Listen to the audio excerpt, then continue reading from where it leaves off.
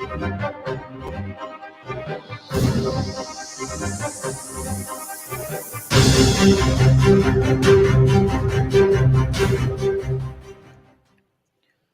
ਸ਼੍ਰੀ ਅਕਾਲ। ਤੁਸੀਂ ਜੁੜੇ ਹੋਏ ਹੋ ਪੰਜਾਬੀ ਰੇਡੀਓ USA ਦੇ ਨਾਲ ਤੇ ਮੈਂ ਹਾਂ ਪ੍ਰਵੀਨ ਸ਼ਰਮਾ ਲੈ ਕੇ ਹਾਜ਼ਰ ਹਾਂ ਪ੍ਰੋਗਰਾਮ ਸਾਂਝੀ ਸੱਤ।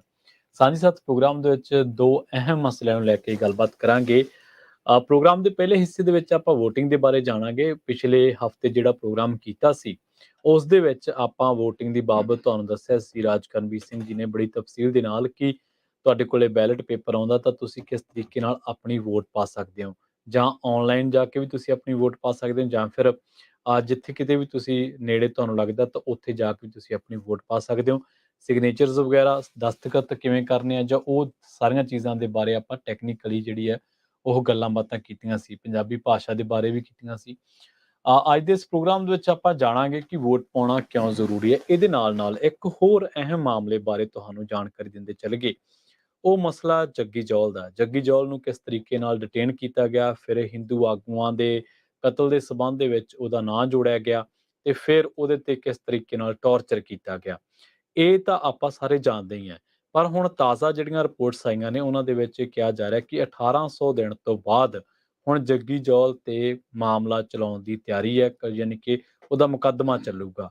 ਪਰ ਸੰਯੁਕਤ ਰਾਸ਼ਟਰ ਦੇ ਕਾਨੂੰਨੀ ਮਾਹਰ ਮੰਨਦੇ ਆ ਕਿ ਜੇਕਰ ਜੱਗੀ ਜੌਲ ਦੀ ਰਿਹਾਈ ਨਹੀਂ ਹੁੰਦੀ, ਪਹਿਲੀ ਗੱਲ ਤਾਂ ਇਹ ਮੰਨਦੇ ਆ ਕਿ ਇਹ ਜਿਹੜੀ ਨਜ਼ਰਬੰਦੀ ਹੈ ਇਹ ਮਨਮਾਨੀ ਹੈ ਤੇ ਉਸ ਨੂੰ ਤੁਰੰਤ ਰਿਹਾ ਕੀਤਾ ਜਾਣਾ ਚਾਹੀਦਾ। ਦੂਜੀ ਗੱਲ ਇਹ ਹੈ ਕਿ ਉਹਨੂੰ ਮੌਤ ਦੀ ਸਜ਼ਾ ਹੋ ਸਕਦੀ ਹੈ। ਕੀ ਜੱਗੀ ਜੌਲ ਦੀ ਮੌਤ ਦੀ ਸਜ਼ਾ ਦੀ ਤਿਆਰੀ ਹੈ? ਇਹਦੇ ਬਾਰੇ ਚ ਆਪਾਂ ਚਰਚਾ ਕਰਾਂਗੇ, ਪਰ ਕਰਾਂਗੇ ਬ੍ਰੇਕ ਤੋਂ ਬਾਅਦ ਜਾ ਕੇ। ਹੁਣ ਜੋੜਦੇ ਹਾਂ ਰਾਜ ਕਰਨਵੀਰ ਸਿੰਘ ਜੀ ਨੂੰ ਨਾਲ ਤੇ ਪ੍ਰੋਗਰਾਮ ਵਿੱਚ ਕਰਦੇ ਹਾਂ ਚਰਚਾ। ਰਾਜ ਕਰਨਵੀਰ ਸਿੰਘ ਜੀ, ਸਤਿ ਸ਼੍ਰੀ ਅਕਾਲ। ਸਵਾਗਤ ਹੈ ਪੰਜਾਬੀ ਰੇਡੀਓ USA ਦੇ ਪ੍ਰੋਗਰਾਮ ਸਾਂਝੀ ਸਾਥ ਵਿੱਚ। ਧੰਨਵਾਦ ਪ੍ਰਵੀਨ। ਪੰਜਾਬੀ ਰੇਡੀਓ USA ਸੁਣ ਰਹੇ ਦੇਖ ਰਹੇ ਸਾਰੇ ਸਰੋਤਿਆਂ ਤੇ ਦਰਸ਼ਕਾਂ ਨੂੰ ਵੀ ਜੀ ਆਇਆਂ ਨੂੰ ਪਿਆਰ ਭਰੀ ਸਤਿ ਸ਼੍ਰੀ ਅਕਾਲ। ਸਾਂਝੀ ਸਾਥ ਪ੍ਰੋਗਰਾਮ ਲੈ ਕੇ ਹਾਜ਼ਰ ਹੋ ਚੁੱਕੇ ਹਾਂ, ਜਿਸ ਦੇ ਵਿੱਚ ਆਪਾਂ ਵੱਖ-ਵੱਖ ਜਿੱਦਾਂ ਪ੍ਰਵੀਨ ਨੇ ਜਿਹੜੇ ਦੋ ਇਸ਼ੂਜ਼ ਦੱਸੇ ਆ ਉਹਨਾਂ ਤੇ ਆਪਾਂ ਗੱਲ ਕਰਨੀ ਆ। ਪ੍ਰੋਗਰਾਮ ਦੇ ਪਹਿਲੇ ਹਿੱਸੇ ਦੇ ਵਿੱਚ ਅਮਰੀਕਾ ਦੇ ਵਿੱਚ VOTING ਨੂੰ ਲੈ ਕੇ, VOTING ਦੇ ਉੱਤੇ ਜ਼ੋਰ ਦੇਖੋ ਅਸੀਂ ਪਾਉਂਦੇ ਰਹਿਣਾ।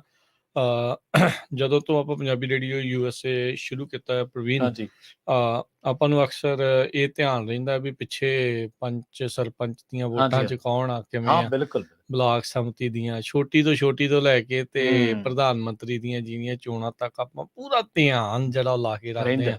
ਕੌਣ MP, ਕੌਣ MLA, ਕੌਣ ਕੀ, ਕੌਣ ਕਿੱਦਾਂ। ਪਿੰਡਾਂ ਵਾਲੀਆਂ ਵੋਟਾਂ 'ਚ ਤਾਂ ਆਪਾਂ ਜੇ ਵੀ ਢਿੱਲੀ ਕਰਦੇ ਆ, MLA ਵਾਲੀਆਂ 'ਚ ਵੀ ਕਰਦੇ ਹੋਵਾਂਗੇ, ਕਰਦੇ ਹੋਣੇ ਆ ਬਹੁਤ ਕੁਛ। ਜਿਹੜੇ ਲੋਕ ਇੱਥੋਂ ਬੜਾ ਕੀਤਾ ਬਦਲਾਵ ਲਿਆਉਣਾ ਆ, ਬੜਾ ਕੁਛ ਕਰਨਾ, ਇੱਥੋਂ ਵੀ ਜ਼ੋਰ ਜਿਹੜਾ ਭਰ ਕੇ ਗਏ ਨੇ, ਲੱਗਦਾ ਰਿਹਾ ਜ਼ੋਰ, ਲੱਗਦਾ ਵੀ ਆ, ਲਾਈ ਵੀ ਜਾਂਦੇ ਆ। ਚਲੋ ਚੰਗੀ ਗੱਲ ਆ, ਜਿੱਥੇ ਜੜ੍ਹਾਂ ਦੇ ਨਾਲ ਤੁਸੀਂ ਜੁੜੇ ਆ ਉਹ ਠੀਕ ਰਹਿਣ, ਉਹ ਵਧੀਆ ਹੋਵੇ। ਤੁਸੀਂ ਆਪਣੇ ਜਿਹੜੇ ਉੱਦਮ ਆ ਉਹ ਕਰਦੇ ਰਹੇ ਨੇ, ਉਸ ਦੇ ਲਈ ਸ਼ਾਬਾਸ਼ ਆ, ਚੰਗੀ ਗੱਲ ਆ। ਪਰ ਨਾਲ ਦੇ ਨਾਲ ਆ ਵੀ ਜਿੱਥੇ ਆਪਾਂ ਰਹਿ ਵੀ ਰਹੇ ਆ ਉਹ ਵੀ ਸਾਫ਼ ਸੁਥਰਾ ਰੱਖਣਾ, ਉਹਨੂੰ ਵੀ ਜਿਹੜਾ ਧਿਆਨ ਦੇਣਾ, ਇਹ ਉਸੇ 'ਚ ਹਿੱਸੇਦਾਰੀ ਜਿਹੜੀ ਆ, ਸਿਵਿਕ ਇੰਗੇਜਮੈਂਟ ਜਿਹੜੀ ਜਿਹਨੂੰ ਆਖਿਆ ਜਾਂਦਾ ਆ, ਵੀ ਉਹ ਵੀ ਜਿਹੜੀ ਉਹ ਹੋਣੀ ਉਹ ਲਾਜ਼ਮੀ ਆ, ਉਹ ਜ਼ਰੂਰੀ ਆ। ਸੋ ਜੇ ਉਹ ਨਹੀਂ ਹੁੰਦੀ ਤਾਂ ਫਿਰ ਇੱਥੇ ਕੋਈ ਵੀ ਕੁਛ ਵੀ ਜੋ ਮਰਜ਼ੀ ਕਰੀ ਜਾਵੇ ਤੇ ਫਿਰ ਆਪਾਂ ਬਾਅਦ ਦੇ ਵਿੱਚ ਰੌਲਾ ਪਾਈ ਰੱਖਦੇ ਆ ਵੀ ਇੱਦਾਂ ਕਰਤਾ ਜੀ, ਉੱਦਾਂ ਕਰਤਾ ਜੀ, ਉਵੇਂ ਆ।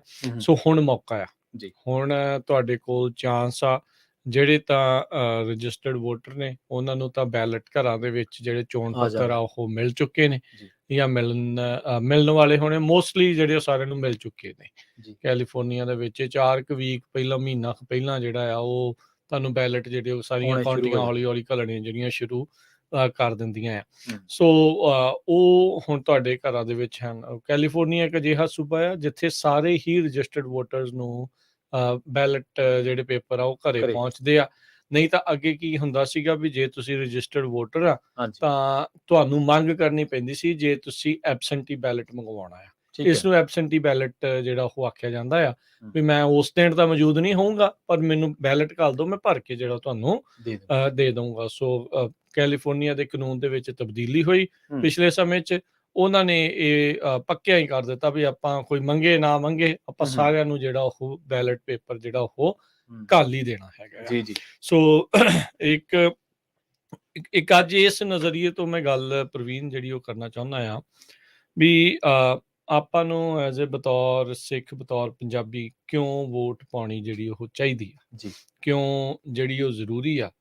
ਅਕਸਰ ਆਪਾਂ ਇੱਥੇ ਲੱਖਾਂ ਹੀ ਡਾਲਰ ਖਰਚ ਕਰਦੇ ਹਾਂ ਸਿੱਖ ਆਈਡੈਂਟਿਟੀ ਨੂੰ ਲੈ ਕੇ, ਪਛਾਣ ਦੇ ਲਈ ਵੀ ਆਹ ਪੰਜਾਬੀ ਆ, ਹਾਂਜੀ ਆਹ ਹਾਂਜੀ ਸਾਡੀ ਦਸਤਾਰ ਆ, ਆਹ ਗਾਤਰਾ ਆ, ਬਿਲਕੁਲ ਕਰਦੇ ਆ। ਆ ਇਦਾਂ ਆ ਵੀ ਇਹ ਆਪਾਂ ਨੂੰ ਪਤਾ ਲੱਗੇ, ਦੂਜਿਆਂ ਨੂੰ ਜਿਹੜਾ ਉਹ ਪਤਾ ਲੱਗੇ। ਹਾਂਜੀ ਤੇ ਉਸ ਸਾਰੀ ਚੀਜ਼ਾਂ ਦੇ ਵਿੱਚ ਇੱਕ ਸਰਲ ਕੰਮ ਇਹ ਵੀ ਹੁੰਦਾ ਆ ਵੀ ਜੇ ਆਪਾਂ ਐਜ਼ ਏ ਸਿੱਖ ਹਾਂਜੀ ਚਾਹੁੰਦੇ ਆ ਵੀ ਸਾਡੀ ਵੀ ਗੱਲ ਸੁਣੀ ਜਾਵੇ, ਕਿਉਂਕਿ ਸਾਡੇ ਇਸ਼ੂਜ਼ ਵੱਖਰੇ ਨੇ। ਹੂੰ ਬਾਕੀ ਅਮਰੀਕਨ ਜਿਹੜੇ ਇਸ਼ੂਜ਼ ਆ ਉਹਦੇ ਨਾਲ ਤਾਂ ਹੈਗੇ ਹੀ ਆ, ਹਾਂਜੀ ਬਲਕਿ ਆਪਣੇ ਜਿਹੜੀ ਇੱਕ ਕਮਿਊਨਿਟੀ ਦੇ, ਇੱਕ ਭਾਈਚਾਰੇ ਦੇ, ਇੱਕ ਕੌਮ ਦੇ ਵੱਖਰੇ ਇਸ਼ੂਜ਼ ਵੀ ਹੈਗੇ ਉਸ ਦੇ ਵਿੱਚੋਂ ਹੀ ਉੱਭਰਦੇ, ਜਿਨ੍ਹਾਂ 'ਚ ਇੱਕ ਆਈਡੈਂਟਿਟੀ ਦਾ ਇਸ਼ੂ, ਹਾਂਜੀ ਬੋਲੀ ਜਿਹੜੀ ਉਹ ਨਾ ਚੰਗੀ ਤਰ੍ਹਾਂ ਬੋਲ ਪਾਉਣਾ, ਉਹਨਾਂ ਨੂੰ ਸਮਝਣ ਦੇ ਵਿੱਚ ਜਿਹੜੇ ਇੱਥੇ ਰਹਿ ਰਹੇ ਲੋਕ ਆ ਹੂੰ, ਹੂੰ, ਹੂੰ, ਉਹਨਾਂ ਦੀ ਜਿਹੜੀ ਉਹ ਪ੍ਰੋਬਲਮ ਆ। ਜੀ ਸੋ ਉਹ ਮਸਲੇ ਉਦੋਂ ਹੱਲ ਹੋਣ ਵੱਲ ਨੂੰ ਆਪਾਂ ਵੱਧਦੇ ਤੁਰਾਂਗੇ ਆ ਹਾਂ ਜਦੋਂ ਆਪਾਂ ਇੱਥੇ ਜਿਹੜਾ ਆ ਉਹ ਹਿੱਸੇਦਾਰੀ ਕਰਦੇ ਆ, ਕਰਦੇ ਆ। ਹਿੱਸੇਦਾਰੀ ਜਿਹੜੀ ਉਹ ਲੈਂਦੇ ਆ। ਜੀ ਉਹ ਤੁਹਾਡੀ ਮਰਜ਼ੀ ਹੈ ਵੀ ਤੁਸੀਂ ਕਿਹੜੀ ਪਾਰਟੀ ਨੂੰ ਜਿਹੜੀ ਉਹ ਵੋਟ ਕਰਨਾ ਚਾਹੁੰਦੇ, ਦੈਟ ਇਜ਼ ਯੂਰ ਚੋਇਸ, ਉਹ ਹੂੰ ਤੁਹਾਡੀ ਆ। ਕੋਈ ਅਸੀਂ ਤੁਹਾਡੇ ਤੇ ਨਹੀਂ ਥੋਪਦੇ, ਕੋਈ ਤੁਹਾਨੂੰ ਕਹਿੰਦਾ ਹੋਵੇ ਉਹ ਵੱਖਰੀ ਗੱਲ ਆ, ਕਰਨੀ ਤੁਸੀਂ ਆਪਣੀ ਮਨ ਦੀ ਮਰਜ਼ੀ ਆ। ਜੀ ਜੀ ਇਹ ਜਿਹੜੀ ਮੁੱਕ ਦੀ ਗੱਲ ਜਿਹੜੀ ਉਹ ਇਹ ਆ। ਪਰ ਇਹ ਵੀ ਵੱਧ ਤੋਂ ਵੱਧ ਵੋਟ ਜਿਹੜੀ ਉਹ ਪਾਈਏ। ਹਾਂਜੀ ਸੋ ਇਹ ਜ਼ਰੂਰੀ ਆ ਵੀ ਆਪਾਂ ਵੋਟਾਂ ਜਿਹੜੀਆਂ ਉਹ ਪਾਉਂਦੇ ਜਿਹੜਾ ਉਹ ਰਹੀਏ। 100 ਸਾਲ ਤੋਂ ਵੱਧ ਦਾ ਵਕਤ ਹੋ ਗਿਆ ਬਿਲਕੁਲ ਸਿੱਖਾਂ ਨੂੰ, ਇੱਥੇ। ਜਿਹੜੇ अर्ਲੀ 1900 ਕਈ ਤਾਂ 1800 ਸਮਥਿੰਗ ਦੇ ਬਿਲਕੁਲ ਜਿਹੜੇ 19ਵੀਂ ਸਦੀ ਦੇ ਅਖੀਰ ਦੇ ਜਿਹੜੇ ਸਾਲਾਂ ਦੇ ਵਿੱਚ ਵੀ ਆਏ ਆ ਆਖਦੇ ਆ। ਬਿਲਕੁਲ 120 ਸਾਲ ਹੀ ਹੋ ਗਏ। ਹਾਂਜੀ, ਉਹ ਹੋ ਗਏ ਨੇ ਹਨਾ ਵੀ ਉਹ ਇੱਥੇ ਪਹੁੰਚਦਿਆਂ ਨੂੰ। ਜੀ ਉਦੋਂ ਜਦੋਂ ਤੁਸੀਂ ਪੁਰਾਣੀਆਂ ਅਖਬਾਰਾਂ ਫਰੋਲਦੇ ਆ, ਹੂੰ ਹੂੰ ਹੂੰ ਉਦੋਂ ਭਾਰਤ ਤੋਂ ਜਿਹੜਾ ਵੀ ਆਇਆ ਸੀ ਇਮੀਗ੍ਰੈਂਟ, ਚਾਹੇ ਉਹ ਸਿੱਖ ਸੀ ਜਾਂ ਕੁਛ ਸੀ, ਉਹ ਸਾਰੇ ਉਹਨੂੰ ਹਿੰਦੂ ਲਿਖਦੇ ਸੀ। ਜੀ ਵਾਸ਼ਿੰਗਟਨ ਜਿਹੜਾ ਸੂਬਾ ਆ ਇਸ ਟਾਈਮ, ਉੱਥੇ ਸਭ ਤੋਂ ਪਹਿਲਾਂ ਸ਼ੁਰੂਆਤ 'ਚ ਜਿੱਥੇ ਸਿੱਖ ਆ ਕੇ ਹੌਲੀ ਹੌਲੀ ਪਹਿਲੋਂ ਵਸਣੇ ਜਿਹੜੇ ਸ਼ੁਰੂ ਹੋਏ, ਹਾਂਜੀ ਉੱਥੇ ਰਾਈਟਸ ਹੋਏ, ਇਹਨਾਂ ਦੇ ਖਿਲਾਫ ਧੱਕਾ ਹੋਇਆ, ਇਹਨਾਂ ਨੂੰ ਕੁੱਟਿਆ ਮਾਰਿਆ ਗਿਆ, ਅੱਗਜ਼ਨੀ ਹੋਈ, ਹੋਰ ਕਈ ਕੁਛ ਹੋਇਆ। ਅੱਛਾ ਤੇ ਉਦੋਂ ਦੀਆਂ ਅਖਬਾਰਾਂ ਇਹਨਾਂ ਨੂੰ ਹਿੰਦੂ ਹੀ ਲਿਖਦੀਆਂ ਰਹੀਆਂ ਠੀਕ ਹੈ ਵੀ ਹਿੰਦੂ ਦੇ ਉੱਤੇ ਜਿਹੜਾ ਇਸ ਤਰੀਕੇ ਦੇ ਨਾਲ ਇਹ ਜਿਹੜੇ ਦੰਗੇ ਆ ਉਹ ਕਹਿੰਦੇ ਆ ਵੀ ਹੋਏ ਤਾਂ ਚਲੋ ਇੱਕ ਹਿਸਾਬ ਦੇ ਨਾਲ ਕਤਲੋਗਾਰਤੀ ਸੀਗੀ, ਸ਼ਰੇਆਮ ਹੀ ਜਿਹੜੀ ਉਹ ਕਤਲੋਗਾਰ ਸੀਗੀ। ਇਹ ਵਿਚਾਰੇ ਕਿੱਥੇ ਉਸ ਟਾਈਮ ਦੇ ਉੱਤੇ ਇਦਾਂ ਸੀਗੇ, ਉਹ ਤਾਂ ਆਪਣੀ ਨਵੀਂ ਥਾਂ ਦੇ ਉੱਤੇ ਆ ਕੇ ਜਿਹੜੇ ਉਹ ਕਰ ਰਹੇ ਸੀਗੇ, ਆਲਦੋ ਇੱਥੋਂ ਬਾਅਦ ਚ ਗਏ ਉੱਥੇ ਭਾਰਤ ਨੂੰ ਆਜ਼ਾਦ ਕਰਾਉਣ ਦੇ ਲਈ ਵੀ ਜਿਹੜਾ ਉਧਰ ਗਏ ਸੀਗੇ। ਸੋ ਫਿਰ ਹੌਲੀ ਹੌਲੀ ਮਲੀਆਮੇਟ ਜਿਹੜਾ ਉਹ ਇੱਕ ਹਿਸਾਬ ਦੇ ਨਾਲ ਹੋ ਜਾਂਦਾ, ਤੁਹਾਡੀ ਆਈਡੈਂਟਿਟੀ ਨੂੰ ਜਿਹੜਾ ਇੱਕ ਹਿਸਾਬ ਦੇ ਨਾਲ ਹੋ ਜਾਂਦਾ। ਉਹਨਾਂ ਨੇ ਤੁਹਾਨੂੰ ਇੱਕੋ ਹੀ ਸ਼ਬਦ ਦੇ ਨਾਲ ਜਿਹੜਾ ਉਹ ਪਕਾਲੀ ਜਾਣਾ, ਬੰਨ ਦੇਣਾ। ਇੱਥੋਂ ਤੱਕ ਕਿ ਯੂਬਾ ਸਿਟੀ ਜਿੱਥੇ ਬਹੁਤ ਵੱਡੀ ਪਾਪੂਲੇਸ਼ਨ ਆ, ਪੁਰਾਣੇ ਆਰਟੀਕਲਸ ਤੁਸੀਂ ਦੇਖੋ ਤਾਂ ਉਹਦੇ ਵਿੱਚ ਵੀ ਉਹ ਹਿੰਦੂ ਹੀ ਜ਼ਿਕਰ ਕਰਕੇ ਜਿਹੜਾ ਉਹ ਬੁਲਾਉਂਦੇ ਸੀਗੇ। So as a community, as a ਕੌਮ, ਆਪਾਂ ਨੂੰ ਇਹ ਚਾਹੀਦਾ ਆ ਵੀ ਆਪਾਂ ਆਪਣੇ ਬਾਰੇ ਜਿਹੜਾ ਉਹ ਦੱਸ ਸਕੀਏ ਤੇ ਸਹੀ ਦੱਸ ਸਕੀਏ। Excuse me. ਸੋ ਉਹ ਚੀਜ਼ ਜਿਹੜੀ ਉਹ ਜ਼ਰੂਰੀ ਆ। ਸੋ ਹੁਣ ਜਦੋਂ ਆਪਾਂ ਵੋਟ ਪਾਉਂਦੇ ਆ, ਇੱਦਾਂ ਕਰਦੇ ਆ, ਤਾਂ ਜਿਹੜੇ ਤਾਂ ਅੱਗੋਂ ਵੋਟ ਲੈਣ ਦੇ ਲਈ ਆਏ ਆ, ਜਿਹੜੇ ਵੋਟ ਤੁਹਾਡੀ ਮੰਗਦੇ ਆ ਵੀ ਤੁਸੀਂ ਸਾਨੂੰ ਜਿਹੜੀ ਵੋਟ ਪਾਓ, ਵੀ ਉਹ ਚਾਹੁੰਦੇ ਆ ਵੀ ਤੁਹਾਡੀ ਵੋਟ ਸਾਨੂੰ ਜਿਹੜੀ ਉਹ ਮਿਲੇ, ਉਹਨਾਂ ਨੂੰ ਵੀ ਪਤਾ ਲੱਗਦਾ ਵੀ ਕੀ ਆ ਇੱਕ ਆਈਡੈਂਟਿਟੀ ਦਾ ਆ। ਕਿਉਂਕਿ ਵਿੱਚ ਜੇ ਹੇਟ ਕ੍ਰਾਈਮਾਂ ਦਾ ਵਾਧਾ ਹੋਣਾ, ਉਹ ਸਾਰੀਆਂ ਚੀਜ਼ਾਂ ਜਿਹੜੀਆਂ ਉਹ ਆਪਾਂ ਦੇਖੀਆਂ ਉਹ ਹੋਈਆਂ ਵੀ ਉਹਨਾਂ ਦਾ ਜਿਹੜਾ ਅਸਰ ਪੈਂਦਾ। ਦੇਖੋ ਕਿਸੇ ਦੇ ਸਰੀਰ ਚੋਂ ਆਪਾਂ ਕੋਈ ਬਟਨ ਤਾਂ ਨਹੀਂ ਹੈਗਾ ਵੀ ਆਪਾਂ ਨੱਪ ਦਈਏ ਵੀ ਨਸਲਵਾਦ ਉਹ ਖਤਮ ਕਰਦਾ, ਨਹੀਂ ਹੋ ਸਕਦਾ ਹਨਾ, ਵੀ ਉਹ ਰਹਿੰਦਾ ਆ। ਡਿਸੀਜ਼ ਹੈ, ਸੋਸ਼ਲ ਡਿਸੀਜ਼ ਹੈ। ਹਾਂ, ਇਹ ਬਿਮਾਰੀ ਆ ਜਿਹੜੀ ਬੜੇ ਮੁੱਢ ਤੋਂ ਲੋਕਾਂ ਨੂੰ ਹੈ ਵੀ ਆਪਣੇ ਤੋਂ ਵੱਖਰੇ ਦਿਖਣ ਵਾਲੇ ਲੋਕਾਂ ਨੂੰ ਨਫ਼ਰਤ ਦੀ ਨਜ਼ਰ ਨਾਲ ਜਾਂ ਵੱਖਰੇਪਣ ਦੀ ਨਜ਼ਰ ਦੇ ਨਾਲ ਸਮਝੀ ਜਾਣਾ, ਜਿਹੜਾ ਉਹ ਸਾਰੀਆਂ ਚੀਜ਼ਾਂ ਆ। ਪਰ ਉਹ ਆਪਾਂ ਇਦਾਂ ਵੋਟਾਂ ਪਾਉਣ ਦੇ ਨਾਲ, ਇਦਾਂ ਇਸ ਦੇ ਵਿੱਚ ਐਕਟਿਵ ਹੋਣ ਦੇ ਨਾਲ ਇਹਨਾਂ ਚੀਜ਼ਾਂ ਦੇ ਉੱਤੇ ਅਸਰ ਜਿਹੜਾ ਉਹ ਪੈਂਦਾ ਹੈ। ਲੋਕਾਂ ਨੂੰ ਪਤਾ ਲੱਗਦਾ ਆ ਵੀ ਇਹ ਵੀ ਇੱਕ ਅਜਿਹੀ ਕੌਮ, ਅਜਿਹਾ ਭਾਈਚਾਰਾ ਆ ਜਿਹੜਾ ਇਸ ਦੇ ਵਿੱਚ ਐਕਟਿਵਲੀ ਇਨਵੋਲਵ ਆ, ਧਿਆਨ ਜਿਹੜਾ ਉਹ ਰੱਖਦਾ ਆ ਕਿੱਥੇ ਕੀ ਹੋ ਰਿਹਾ, ਕਿਵੇਂ ਹੋ ਰਿਹਾ। ਬੜੇ ਮਸਲੇ ਜਿਹੜੇ ਲੋਕਲ ਜਿੱਦਾਂ ਉਹ ਹੁੰਦੇ ਆ ਬਿਲਕੁਲ। ਜਿੰਨਾ ਅਸੀਂ ਫਾਈਨੈਂਸ਼ੀਅਲੀ ਇੱਥੇ ਪਾ ਰਹੇ ਹਾਂ ਹਿੱਸੇਦਾਰੀ, ਉਨੀ ਸਾਨੂੰ ਸੋਸ਼ਲੀ ਵੀ ਪਾਉਣੀ ਚਾਹੀਦੀ, ਬਿਲਕੁਲ ਉਨੀ ਸਾਨੂੰ ਪੋਲੀਟੀਕਲੀ ਵੀ ਪਾਉਣੀ ਚਾਹੀਦੀ। ਫਾਈਨੈਂਸ਼ੀਅਲੀ ਬਹੁਤ ਵੱਡੀ ਹਿੱਸੇਦਾਰੀ ਹੈ। ਹਰ ਪੰਜਾਬੀ ਕਿੰਨੇ ਘੰਟੇ ਕੰਮ ਕਰਦਾ, ਇੱਥੋਂ ਦੇ ਬੰਦੇ ਜਿਹੜੇ ਉਹ 8 ਘੰਟੇ ਵੀ ਕੰਮ ਕਰਕੇ ਕਹਿ ਦਿੰਦੇ ਯਾਰ ਵੀ ਬਹੁਤ ਇਨਫ ਹੈ, 7 ਦਿਨ ਵੀ ਨਹੀਂ ਕਰਦੇ।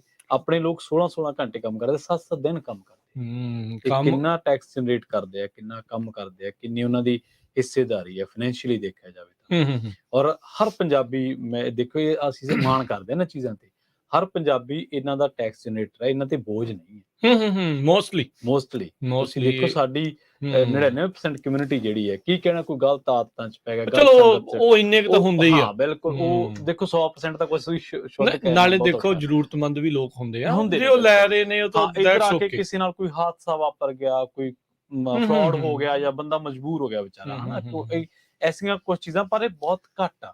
ਪਰ ਮੋਸਟਲੀ ਜਿਹੜੀ ਕਮਿਊਨਿਟੀ ਹਾਂਜੀ। ਉਹ ਮਿਹਨਤਕਸ਼, ਸਾਨੂੰ ਜ਼ੀਰੋ ਤੋਂ ਸ਼ੁਰੂ ਕਰਨਾ। ਹਾਂ, ਮਿਹਨਤਕਸ਼ ਲੋਕ ਨੇ। ਹਾਂਜੀ।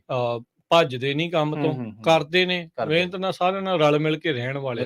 ਇਦਾਂ ਦੀ ਵੀ ਨਹੀਂ ਵੀ ਤੂੰ ਇਦਾਂ ਕਿਉਂ, ਉਹ ਭਾਵੇਂ ਦੂਜੇ ਲੋਕ ਭਾਵੇਂ ਕਰੀ ਜਾਣ, ਆਪਣੇ ਬੰਦੇ ਕਹਿੰਦੇ ਵੀ ਚੱਲ ਕੋਈ, ਹਾਂ, ਵੀ ਉਹ ਅਪਣਾ ਲੈਂਦੇ ਆ, ਉਹ ਇਦਾਂ ਡਿਸਕ੍ਰਿਮੀਨੇਟ ਜਿਹੜਾ ਉਹ ਨਹੀਂ ਕਰਦੇ।